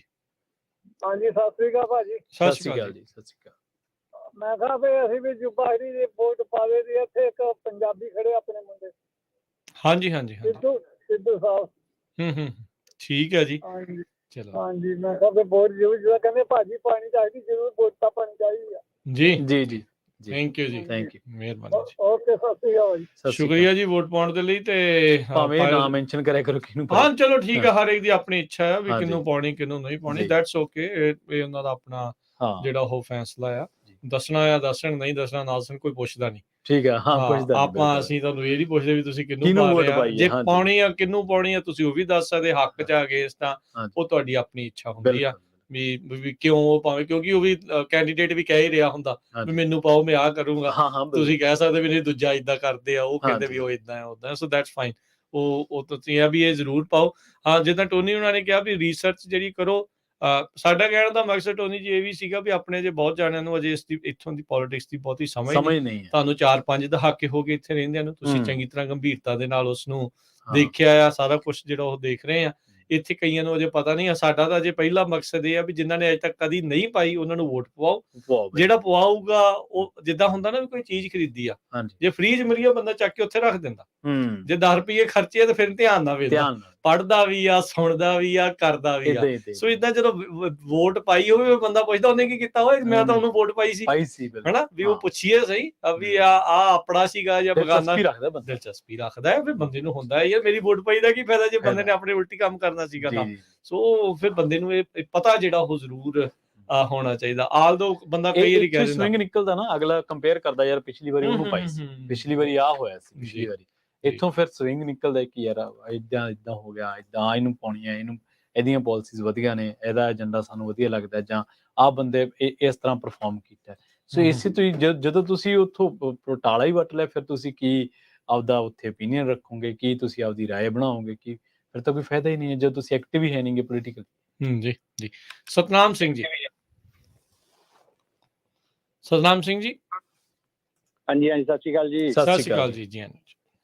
ਦੋਨਾਂ ਵੀਰਾਂ ਸਤਿ ਸ਼੍ਰੀ ਅਕਾਲ ਜੀ। ਸਤਿ ਸ਼੍ਰੀ ਅਕਾਲ। ਬਹੁਤ ਧੰਨਵਾਦ ਤੁਹਾਡਾ ਵੀਰ ਜੀ, ਵਿਸ਼ਾ ਬਹੁਤ ਵਧੀਆ ਹੈ ਤੇ ਸਾਨੂੰ ਵੋਟ ਦਾ ਇਹੀ ਤਾਂ ਸਾਡੇ ਕੋਲ ਇੱਕੋ ਹਥਿਆਰ, ਸਾਨੂੰ ਵੋਟ ਜ਼ਰੂਰ ਪਾਉਣੀ ਚਾਹੀਦੀ ਹੈ ਜੀ, ਤੇ ਵਧੀਆ ਕੈਂਡੀਡੇਟ ਦੇਖ ਕੇ। ਇੱਕ ਮੈਂ ਜ਼ਰੂਰ ਬੇਨਤੀ ਕਰਾਂਗੀ, ਆਪਣੇ ਲੋਕਲ ਜਿਹੜੀਆਂ ਵੋਟਾਂ ਉਹਨਾਂ ਦੇ ਕੈਂਡੀਡੇਟ ਖੜੇ ਉਹਨਾਂ ਦਾ ਜ਼ਰੂਰ ਖਿਆਲ ਕਰੋ। ਇਹ ਜ਼ਰੂਰੀ ਨਹੀਂ ਬਈ ਪ੍ਰੈਜ਼ੀਡੈਂਟ ਜਾਂ ਗਵਰਨਰ ਦੀਆਂ ਦੇਖਣੀਆਂ, ਜਿਹੜੀਆਂ ਛੋਟੀਆਂ ਇੱਥੋਂ ਸ਼ੁਰੂ ਹੋਣ, ਇਹ ਸਾਡਾ ਫਾਊਂਡੇਸ਼ਨ ਆ, ਇੱਥੇ ਅਸਲੀ ਮੁੱਦੇ ਤੇ ਇੱਥੇ ਹੱਲ ਹੋਣੇ ਆ। ਹਾਂਜੀ, ਫਾਊਂਡੇਸ਼ਨ ਸ਼ੁਰੂ ਇੱਥੋਂ ਕਰੋ ਸ਼ੁਰੂ। ਤੇ ਆਪਣੇ ਇੱਕ ਮੈਂ ਜ਼ਰੂਰ ਬੇਨਤੀ ਕਰਨੀ, ਕਿਉਂਕਿ ਦੇਖੋ ਜਿਹੜੇ ਗੋਰੇ ਲੋਕ ਹੈ, ਪਾਰਟੀ ਕੋਈ ਵੀ ਹੋਵੇ, ਉਹਨਾਂ ਨਾਲ ਕੋਈ ਵੀ ਸਪੋਰਟ ਕਰਦਾ, ਪਰ ਉਹ ਕੈਂਡੀਡੇਟ ਦੇ ਉਹਨਾਂ ਨੂੰ ਵੋਟਾਂ ਪਾਉਂਦੇ ਆ ਜੀ। ਤੇ ਸਾਡੇ ਵੀਰ ਜੀ ਮੇਰੇ ਆਪਣੇ ਕਮੇਟੀ ਨੂੰ ਬੇਨਤੀ ਹੈ ਕਿ ਸਾਨੂੰ ਪਤਾ ਵੀ ਆਪਣੇ ਹਰ ਇੱਕ ਸ਼ਹਿਰ ਤੇ ਇਸੇ ਕਿ ਜੇ ਮਤਲਬ ਉਹਨਾਂ ਦੇ ਧੜੇ ਬਣੇ ਹੋਣ ਜੀ, ਤੇ ਉਹ ਕਿਸੇ ਕੈਂਡੀਡੇਟ ਨਾਲ ਕੋਈ ਨਾ ਕੋਈ ਤਾਂ ਖੜਾ ਉਹਨਾਂ ਉਹਦੀ ਹੈਲਪ ਕਰਦਾ। ਤੁਸੀਂ ਉਹ ਨਾ ਦੇਖੋ ਵੀ ਉਹਦੀ ਹੈਲਪ ਕੌਣ ਕਰ ਰਿਹਾ, ਤੁਸੀਂ ਕੈਂਡੀਡੇਟ ਨੂੰ ਤੁਸੀਂ ਵੋਟ ਪਾਣੀ, ਨਾ ਕਿ ਦੂਜੇ ਬੰਦੇ ਨੂੰ ਜਿਹੜੀ ਸਪੋਰਟ ਕਰਦੇ ਉਹਨਾਂ ਨੂੰ ਵੋਟਾਂ ਨਹੀਂ ਪਾਉਣੀਆਂ। ਇੱਥੇ ਇਹ ਵੀ ਉਹਦਾ ਨਹੀਂ ਵੀ ਅਸੀਂ ਲੜ ਕੇ ਮਤਲਬ ਸਾਡਾ ਬੰਦੇ ਜੇ ਹਾਰ ਜਾਣ ਤੋਂ ਤੁਸੀਂ ਆਪਣੀਆਂ ਕਿਸਾ ਕੱਢੋ, ਤੁਸੀਂ ਕੈਂਡੀਡੇਟ ਨੂੰ ਵੋਟ ਪਾਉਣੀ, ਨਾ ਕਿ ਜਿਹੜੀ ਉਹਦੀ ਹੈਲਪ ਕਰਦਾ ਉਹਨੂੰ ਵੋਟ ਪਾਉਣੀ। ਇਹ ਮੇਰੀ ਬੇਨਤੀ ਆ ਜ਼ਰੂਰੀ। ਤੇ ਜਿਹੜੇ ਸਿਟੀ ਤੌਰ ਤੇ ਵੀ ਆਪਣੇ ਕਾਉਂਟੀ ਤੌਰ ਤੇ ਆਪਣੇ ਵੀ ਆਪਣੇ ਪੰਜਾਬੀ ਮੂਲ ਦੇ ਵੀ ਖੜੇ ਬੱਚੇ ਵੀ ਖੜੇ ਆ, ਉਹਨਾਂ ਦੀ ਤੁਸੀਂ ਸਪੋਰਟ ਕਰੋ। ਜਿਹੜੇ ਤਾਂ ਸਕੂਲਾਂ ਤੋਂ ਸ਼ੁਰੂ, ਜਿੱਥੇ ਸਾਡੀ ਫਾਊਂਡੇਸ਼ਨ ਸਾਡੇ ਬੱਚਿਆਂ ਦੀ ਸ਼ੁਰੂਆਤ ਜਿੱਥੇ ਹੁੰਦੀ, ਉਹਨਾਂ ਬਾਅਦ ਤੋਂ ਅਸੀਂ ਬਹੁਤ ਘੱਟ ਧਿਆਨ ਦਿੰਦੇ ਇਹਨਾਂ ਦਾ। ਅਸੀਂ ਉੱਪਰ ਲੈਵਲ 'ਚ ਕਹਿੰਦੇ ਇੱਥੋਂ ਸ਼ੁਰੂ ਕਰੋ, ਇੱਥੋਂ ਜਾ ਸਪੋਰਟ ਕਰੋ ਬੱਚਿਆਂ ਨੂੰ, ਤੁਸੀਂ ਹੱਲਾ ਸ਼ੇਰ ਦਿਓ, ਅਸੀਂ ਇਹਨਾਂ ਸਪੋਰਟ ਕਰੀਏ, ਇਹਨੂੰ ਕਾਮਯਾਬ ਕਰੀਏ, ਕੋਈ ਸਾਡਾ ਇਹ ਭਵਿੱਖ ਆ, ਇਹਨੀ ਅੱਗੇ ਸਾਡੀ ਕਮਾਂਡ ਸਾਂਭਣੀ ਆ ਜੀ। ਮੇਰੀ ਤਾਂ ਬੇਨਤੀ ਵੀ ਆਪਣੀ ਵੋਟ ਜ਼ਰੂਰ ਪਾਓ ਜਿਹਨੂੰ ਮਰਜ਼ੀ, ਅਸੀਂ ਇਹ ਨਹੀਂ ਕਹਿੰਦੇ ਹੈ, ਵੋਟ ਜ਼ਰੂਰ ਪਾਉਣੀ ਚਾਹੀਦੀ। ਕੈਂਡੀਡੇਟ ਦੇਖੋ ਤੁਸੀਂ, ਇਹ ਨਾ ਵੀ ਬੰਦਾ ਇੱਕ ਸਾਡੇ ਕੁਛ ਬੰਦੇ ਲੈ ਕੇ ਆਪਣੇ ਗੁਰੂ ਘਰਾਂ 'ਚ ਵੀ ਆ ਜਾਂਦੇ, ਉਹਨਾਂ ਲੈ ਕੇ ਇੱਕ ਦਿਨ ਉਹ ਫਤਿਹ ਬੁਲਾ ਕੇ ਸਕਦੇ, ਉਹਨੇ 'ਚ ਖੁਸ਼ ਹੋ ਜਾਂਦੇ ਵੀ ਹਾਂ ਜੀ ਸਾਡੀ, ਮੁੜ ਕੇ ਪੁੱਛਦੇ ਹੀ ਨਹੀਂ ਹੈ। ਜੋ ਸਾਡੇ ਮਸਲੇ ਆਉਂਦੇ ਉਦੋਂ ਵੀ ਉਹਨਾਂ ਨੂੰ ਲੈ ਕੇ ਆਇਆ ਨਾ ਗੁਰਦੁਆਰੇ ਲੈ ਕੇ, ਭਾਈ ਸਾਡੇ ਆਹ ਮਸਲੇ ਸੁਣੋ ਭਾਈ ਸਾਡੀ ਕਮਿਊਨਿਟੀ ਕੀ ਕਹਿੰਦੀ, ਇਹਨਾਂ ਕਿਸ ਚੀਜ਼ ਦੀ ਲੋੜ ਹੈ, ਉਹ ਤਾਂ ਅਸੀਂ ਕਰਦੇ ਨਹੀਂ ਹੈ। ਜੀ ਜੀ ਇੱਕ ਦੋ ਦਿਨ ਮੁੜ ਕੇ ਇਹ ਜ਼ਰੂਰੀ ਬੇਨਤੀ ਹੈ ਵੀ ਇਹ ਕੰਮ ਸਾਡਾ ਜਿੱਥੇ ਪੂਰੀ ਕਮਿਊਨਿਟੀ ਦਾ ਫਾਇਦਾ ਹੋਵੇ, ਹਾਂਜੀ, ਉੱਥੇ ਖੜੋ ਸਾਰਿਆਂ ਦਾ, ਉੱਥੇ ਇਹਨੇ ਮਸਲੇ ਹੱਲ ਕਰੋ, ਉੱਥੇ ਇਹਨੂੰ ਲੈ ਕੇ ਆਓ ਭਾਈ ਆਹ ਸਾਡੇ ਮਸਲੇ ਆ, ਤਾਂ ਅਸੀਂ ਮਤਲਬ ਸਾਨੂੰ ਵੋਟ ਪਾਉਣੀ, ਨਹੀਂ ਤਾਂ ਉਹਨਾਂ ਪਤਾ ਵੀ ਸਾਡੀ ਗਿਣਤੀ ਕਿੰਨੀ ਅਸੀਂ ਵੋਟ ਪਾਉਣੇ ਤਾਂ ਉਹਨੇ ਸਾਡੇ ਮਸਲੇ ਹੱਲ ਹੁੰਦੇ। ਦੂਜੇ ਸਾਡੇ ਕੋਈ ਕੈਂਡੀਡੇਟ ਇੱਥੇ ਆਫਿਸ 'ਚ ਜਾਣਗੇ ਤਾਂ ਹੀ ਸਾਡੀ ਆਵਾਜ਼ ਉਠਾਉਣਗੇ, ਤਾਂ ਹੀ ਅਸੀਂ ਇੱਥੇ ਤੇ ਕਾਮਯਾਬ ਹੋ ਸਕਦੇ। ਮੇਰੇ ਤਾਂ ਇਹੀ ਬੇਨਤੀ, ਜ਼ਰੂਰ ਹੈਲਪ ਕਰੋ, ਬੱਚਿਆਂ ਨੂੰ ਵੀ ਸਾਰਿਆਂ ਨੂੰ ਆਪਣੇ ਕਮਿਊਨਿਟੀ ਦੇ ਅੱਗੇ ਲੈ ਕੇ ਆਓ, ਬੱਚਿਆਂ ਨੂੰ ਅੱਗੇ ਲੈ ਕੇ ਆਓ, ਸਪੋਰਟ ਕਰੀਏ ਇਹਨਾਂ ਨੂੰ ਤੇ ਕਾਮਯਾਬ ਕਰੀਏ। ਜੀ ਠੀਕ ਹੈ, ਥੈਂਕ ਯੂ ਸਤਨਾਮ ਜੀ, ਬੜੀ ਮਿਹਰਬਾਨੀ। ਇੱਕ ਪਿਛਲੀ ਵਾਰੀ ਸਵਾਲ ਆਇਆ ਸੀ ਬਾਅਦ ਦੇ ਵਿੱਚ ਆਫ 에ਅਰ ਵੀ ਕੀ ਹਰ ਵਾਰੀ ਆਪਾਂ ਨੂੰ ਵੋਟ ਰਜਿਸਟਰ ਕਰਨੀ ਪੈਂਦੀ ਆ? ਉਹਦਾ ਮੈਂ ਆਨਸਰ ਜੇ ਉਹ ਦਿੰਦਾ ਜਾਵਾਂ ਵੀ ਨਹੀਂ, ਜੇ ਤੁਸੀਂ ਇੱਕ ਵਾਰੀ ਵੋਟ ਰਜਿਸਟਰ ਕਰ ਲਈ ਆ ਉਹ ਸਫੀਸ਼ੀਐਂਟ ਆ, ਅਨਲੈਸ ਤੁਸੀਂ ਕੁਛ ਤਬਦੀਲੀ ਕਰਨਾ। ਹੁਣ ਜਿੱਦਾਂ ਮੈਂ ਪਹਿਲਾਂ ਰਹਿਣਾ ਸੀ ਸੈਂਟਾ ਕਲਾਰਾ ਕਾਉਂਟੀ 'ਚ, ਹੁਣ ਮੈਂ ਮੂਵ ਹੋ ਗਿਆ ਫਰੈਜ਼ਨੋ ਕਾਉਂਟੀ 'ਚ। ਸੋ ਮੈਂ ਆਪਣੀ ਵੋਟਿੰਗ ਰਜਿਸਟ੍ਰੇਸ਼ਨ ਅਪਡੇਟ ਕੀਤੀ ਵੀ ਮੇਰੀ ਜਿਹੜੀ ਆ ਜ਼ਿਲ੍ਹਾ ਜਿਹੜਾ ਆ ਹੁਣ ਬਦਲ ਗਿਆ, ਵੀ ਮੇਰੀ ਵੋਟ ਹੁਣ ਇੱਥੇ ਆਵੇ, ਨਾ ਕਿ ਉੱਥੇ ਜਾਂਦੀ ਰਹੇ। ਸੋ ਉਹਨਾਂ ਨੇ ਫਿਰ ਤੁਹਾਡੀ ਜਿਹੜੀ ਆ ਉਹ ਚੇਂਜ ਕਰ ਦੇਣੀ ਜਦੋਂ ਐਡਰੈਸ ਚੇਂਜ ਹੁੰਦਾ ਹੈ, ਕਾਉਂਟੀ ਚੇਂਜ ਹੁੰਦੀ ਆ। ਐਡਰੈਸ ਤੁਹਾਡਾ ਜਦੋਂ ਵੀ ਤੁਹਾਡਾ ਐਡਰੈਸ ਚੇਂਜ ਹੁੰਦਾ ਉਹ ਚੇਂਜ ਕਰਨਾ ਉੱਥੇ ਜ਼ਰੂਰੀ ਆ, ਤਾਂ ਹੀ ਤੁਹਾਨੂੰ ਬੈਲਟ ਮਿਲੂਗਾ, ਤਾਂ ਹੀ ਤੁਹਾਡੇ ਨਾਮ ਦਾ ਜਿਹੜਾ ਤੁਹਾਨੂੰ ਜਿਹੜਾ ਉਹ ਬੈਲਟ ਮਿਲੂਗਾ। ਨਹੀਂ ਤਾਂ ਕਿਤੇ ਹੋਰ ਜਾਊਗਾ ਤੇ ਫਿਰ ਆਪਾਂ ਨੂੰ ਪਤਾ ਵੀ ਕਿੰਨੇ ਜਿਹੜੇ ਦੋਸ਼ ਲੱਗਦੇ ਰਹਿੰਦੇ, ਫਰਾਡ ਆ, ਇਹ ਹੈ ਉਹ ਹੈ, ਕਈ ਕੁਛ ਰੌਲੇ ਰੱਪੇ ਆ। ਉਹ ਆਪਾਂ ਆਪਣੀ ਖੁਦ ਦੀ ਜ਼ਿੰਮੇਵਾਰੀ ਸਮਝ ਕੇ ਆਪਣੇ ਬੈਲਟ ਨੂੰ ਆਪਣੇ ਤੱਕ ਜਿਹੜਾ ਉਹ ਪਹੁੰਚਾਈਏ। ਜਾਂ ਫਿਰ ਜਦੋਂ ਤੁਸੀਂ ਆਪਣੀ ਕੋਈ ਪਾਰਟੀ ਚੇਂਜ ਕਰਨਾ ਚਾਹੁੰਦਾ ਆ, ਵੀ ਕੋਈ ਰਿਪਬਲਿਕਨ ਤੋਂ ਡੈਮੋਕ੍ਰੇਟ ਬਣ ਰਿਹਾ, ਕੋਈ ਡੈਮੋਕ੍ਰੇਟ ਤੋਂ ਰਿਪਬਲਿਕਨ, ਜਾਂ ਦੋਨੋਂ ਪਾਰਟੀਆਂ ਨੂੰ ਛੱਡ ਕੇ ਕੋਈ ਇੰਡੀਪੈਂਡੈਂਟ ਬਣ ਰਿਹਾ, ਜਾਂ ਕੋਈ ਗ੍ਰੀਨ ਪਾਰਟੀ ਨੂੰ ਜਾ ਰਿਹਾ, ਲਿਬਰਟੇਰੀਅਨ ਬਣ ਰਿਹਾ, ਵੱਖ-ਵੱਖ ਜਿਹੜੇ ਕੋਈ ਵੀ ਜਿਹੜਾ ਉਹ ਹੈਗਾ ਆ, ਤਾਂ ਉਹ ਤੁਸੀਂ ਕਰ ਸਕਦੇ ਆ। ਸੋ ਉਹ ਚੀਜ਼ ਜਿਹੜੀ ਉਹ ਮੇਕ ਸ਼ੋਰ ਜਿਹੜਾ ਉਹ ਤੁਸੀਂ ਜ਼ਰੂਰ ਕਰੋ ਵੀ ਵੋਟ ਜਿਹੜੀ ਉਹ ਤੁਹਾਡੀ ਰਜਿਸਟਰ ਜਿਹੜੀ ਉਹ ਹੋਈ ਹੋਵੇ ਤੇ ਵੋਟ ਪੈਣੀ ਉਦੋਂ ਹੀ ਆ। ਇੱਥੇ ਆਪਾਂ ਇੱਕ ਵਿਰਾਮ ਲੈ ਲਈਏ, ਬ੍ਰੇਕ ਲੈਂਦੇ ਆ। ਬ੍ਰੇਕ ਤੋਂ ਬਾਅਦ ਦੇ ਵਿੱਚ, ਕਿਉਂਕਿ ਸਮਾਂ ਆਪਣਾ ਕਾਫੀ ਤੱਕ ਜਿਹੜਾ ਉਹ ਇਸ ਦੇ ਉੱਤੇ ਲੈ ਗਿਆ, ਸੋਚਿਆ ਸੀ ਕਿ ਅੱਧਾ ਸਮਾਂ ਜੱਗੀ ਜੌਲ ਦੇ ਮਸਲੇ ਨੂੰ ਲੈ ਕੇ ਵੀ ਜਿਹੜਾ ਉਹ ਕਰਾਂਗੇ, ਤੇ ਕੁਛ ਕੁ ਜਿਹੜੀ ਉਸ ਦੀ ਆਪਾਂ ਜਾਣਕਾਰੀ ਜੱਗੀ ਜੌਲ ਦੇ ਮਾਮਲੇ ਵਿੱਚ ਉਹ ਆਪਾਂ ਜ਼ਰੂਰ ਸਾਂਝੀ ਕਰਾਂਗੇ। ਇੱਕ ਬ੍ਰੇਕ ਤੋਂ ਬਾਅਦ ਇਦਾਂ ਜੁੜੇ ਰਹੋ ਪੰਜਾਬੀ ਰੇਡੀਓ USA ਦੇ ਨਾਲ।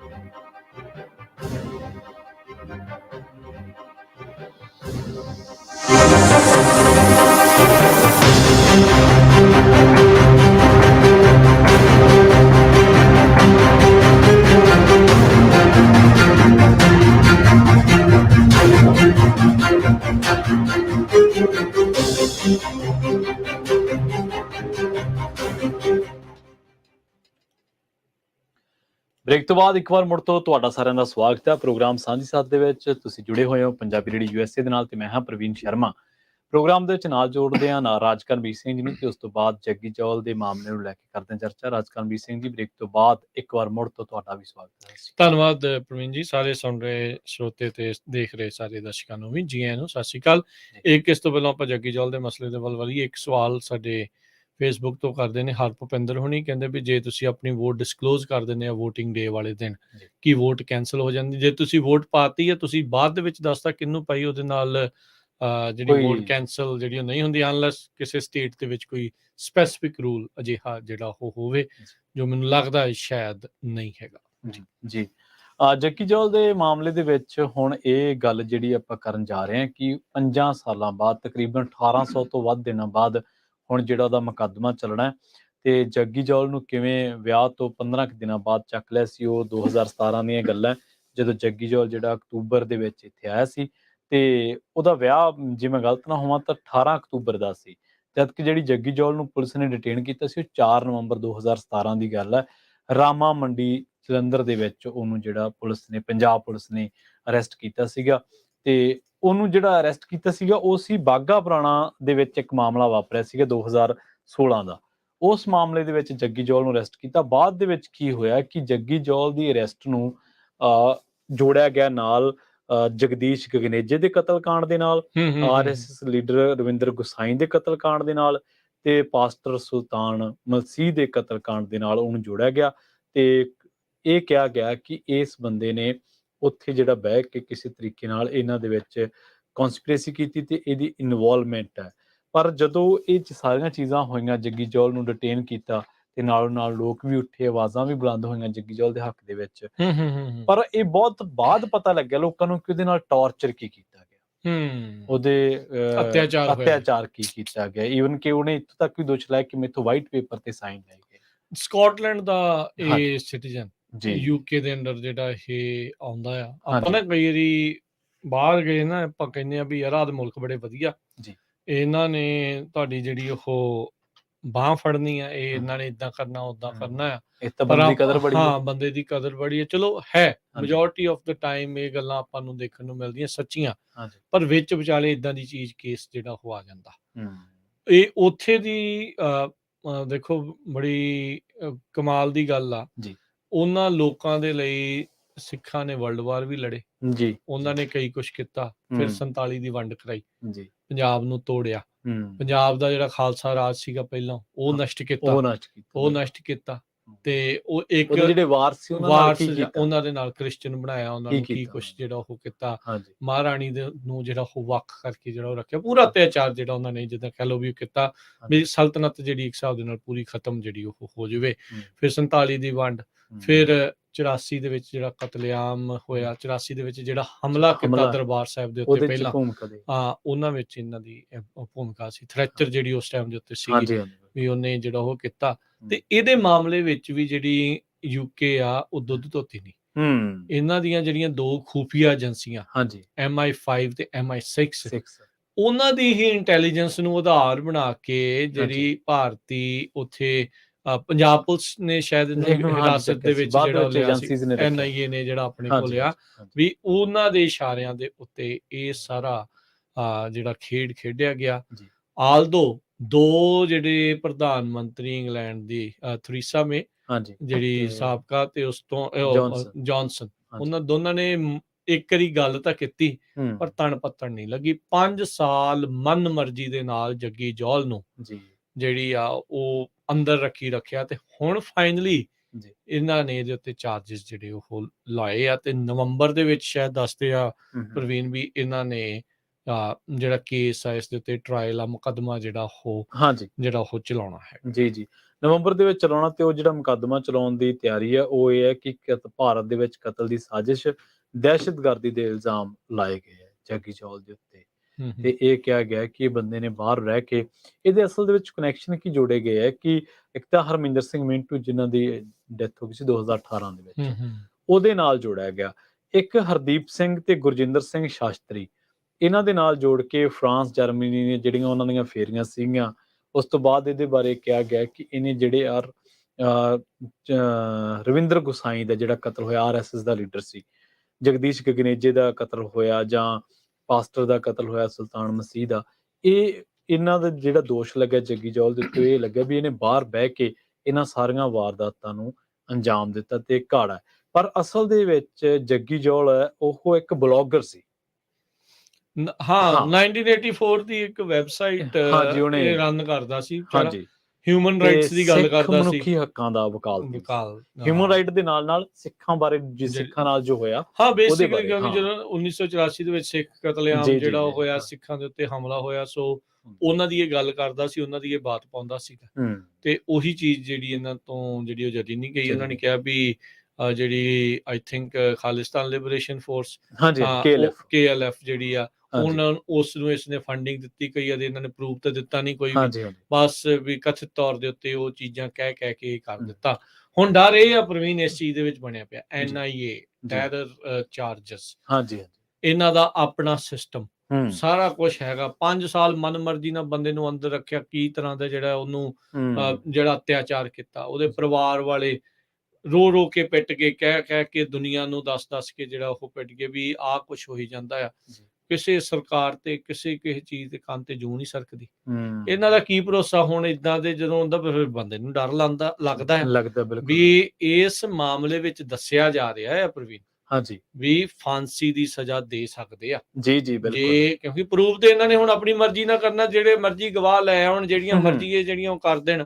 ਧੱਕਾ ਤਾਂ ਆਪਾਂ ਨੂੰ ਪਤਾ ਹੀ ਉੱਥੇ ਕਿਦਾਂ ਰਾਮਰੀ ਵਰਗੇ ਨੂੰ ਜਦੋਂ ਪਰੋਲ ਦੇ ਸਕਦੇ ਆ, ਤੇ ਫਿਰ ਕਾਨੂੰਨ ਨੂੰ ਤੇ ਇਹਨਾਂ ਨੇ ਆਪਣੇ ਹਿਸਾਬ ਨਾਲ ਹੀ ਮੋੜਨਾ ਨਾ। ਬਿਲਕੁਲ, ਸਬਾਨੋਂ ਦੇ ਬਲਾਤਕਾਰੀਆਂ ਤੇ ਫੁੱਲਾਂ ਦੀ ਵਰਖਾ ਕਰ ਸਕਦੇ ਆ। ਓਵੇਸੀ ਨੂੰ ਜਿਹੜਾ ਉਹ ਹੋਇਆ ਸੀ, ਉਹਨੂੰ ਬਾਅਦ ਦੇ ਵਿੱਚ ਕਰ ਦਿੰਦੇ ਆ। JNU ਦੇ ਮਸਲੇ 'ਚ ਜਿਹਨੇ ਗੋਲੀ ਚਲਾਈ ਸੀ, ਉਹਨੂੰ ਬਾਅਦ ਦੇ ਵਿੱਚ ਪਾਰਟੀ 'ਚ ਲੈ ਗਿਆ। ਤੇ ਫਿਰ ਦਿਸਦਾ ਹੀ ਇੱਥੇ ਇਹਨਾਂ ਨੇ ਕੀ ਕਰਨਾ। ਇਹ ਲੱਗ ਏਦਾਂ ਰਿਹਾ, ਇਹ ਡਰ ਵਾਲੀ ਗੱਲ ਆ।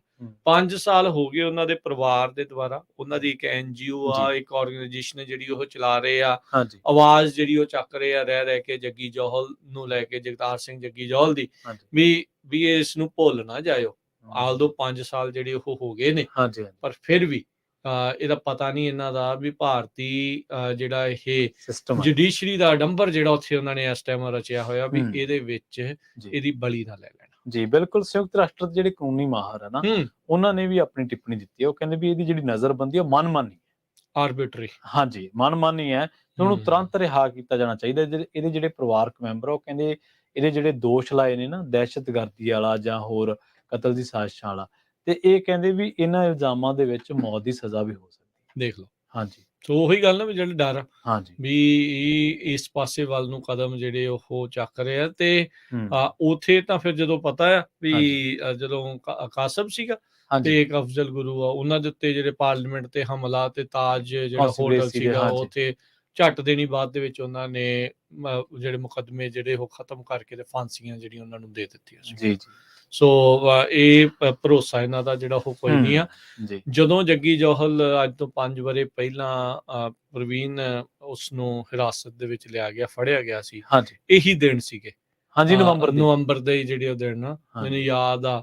ਉਦੋਂ ਪ੍ਰੋਗਰਾਮ ਜਿਹੜੇ ਗੁਰਪੁਰਬ ਵੀ ਆਏ ਰਸਤੇ, ਉਹ ਪਹਿਲਾਂ ਵਿੱਚ ਆਏ, ਨਵਾਂ ਸਾਲ, ਹੋਰ ਕਈ ਕੁਛ, ਵਿਸਾਖੀ, ਕਈ ਕੁਛ, ਬਹੁਤ ਆਵਾਜ਼ ਚੱਕੀ ਗਈ। ਬਾਹਰ ਬੈਠੇ ਮੁਲਕਾਂ ਜਿੱਥੇ ਜਿੱਥੇ ਵੀ ਸਿੱਖ ਸੀ, ਉਹਨਾਂ ਨੇ ਆਵਾਜ਼ ਜਿਹੜੀ ਇਸ ਦੇ ਹੱਕ ਦੇ ਵਿੱਚ ਚੱਕੀ। ਪਰ ਫਿਰ ਵੀ ਜਿੱਦਾਂ ਆਪਾਂ ਦੇਖਿਆ, ਜਦੋਂ ਉੱਥੇ ਦੇ 2 ਪ੍ਰਧਾਨ ਮੰਤਰੀਆਂ ਦੇ ਕਹੇ ਨਹੀਂ, ਇਹਨਾਂ ਦੇ ਕੰਨ ਤੇ ਜੂੰ ਸਰਕੀ, ਤੇ ਜਿਹੜਾ ਉਹ ਕੀ ਆ ਪਰ ਇਹ ਵੀ ਭਾਈ ਇਟ ਕੁਡ ਬੀ ਐਨੀਵਨ। ਨਹੀਂ, ਤਰਨਮਨਜੀਤ ਢੇਸੀ ਨੇ ਵੀ ਆਵਾਜ਼ ਚੱਕੀ, ਔਰ ਜਿਹੜੀ ਪ੍ਰੀਤ ਗਿੱਲ ਉੱਥੇ ਸੀਗੀ, ਉਹਨਾਂ ਨੇ ਵੀ ਜਿਹੜੀ ਆਵਾਜ਼ ਜਿਹੜੀ ਉਹ ਚੱਕੀ। ਰੀਸੈਂਟਲੀ ਇੱਕ ਹੋਰ ਕੋਈ ਉੱਥੇ ਦੇ ਜਿਹੜੇ ਮੈਂਬਰ ਪਾਰਲੀਮੈਂਟ ਸੀਗੇ, ਉਹਨਾਂ ਨੇ, ਮੈਨੂੰ ਨਾਮ ਸੌਰੀ ਮੈਂ ਉਹਨਾਂ ਦਾ ਭੁੱਲ ਗਿਆ, ਉਹਨਾਂ ਨੇ ਵੀ ਜਿਹੜੀ ਇਸ ਚੀਜ਼ ਦੇ ਵਿੱਚ ਆਵਾਜ਼ ਜਿਹੜੀ ਇਹਨਾਂ ਨੂੰ ਚੱਕੀ, ਵੀ ਸਵਾਲ ਪੁੱਛਿਆ ਵੀ ਤੁਹਾਨੂੰ ਕੁਛ ਤਾਂ ਜਿਹੜਾ ਇਸ ਚੀਜ਼ 'ਚ ਕਰਨਾ ਚਾਹੀਦਾ।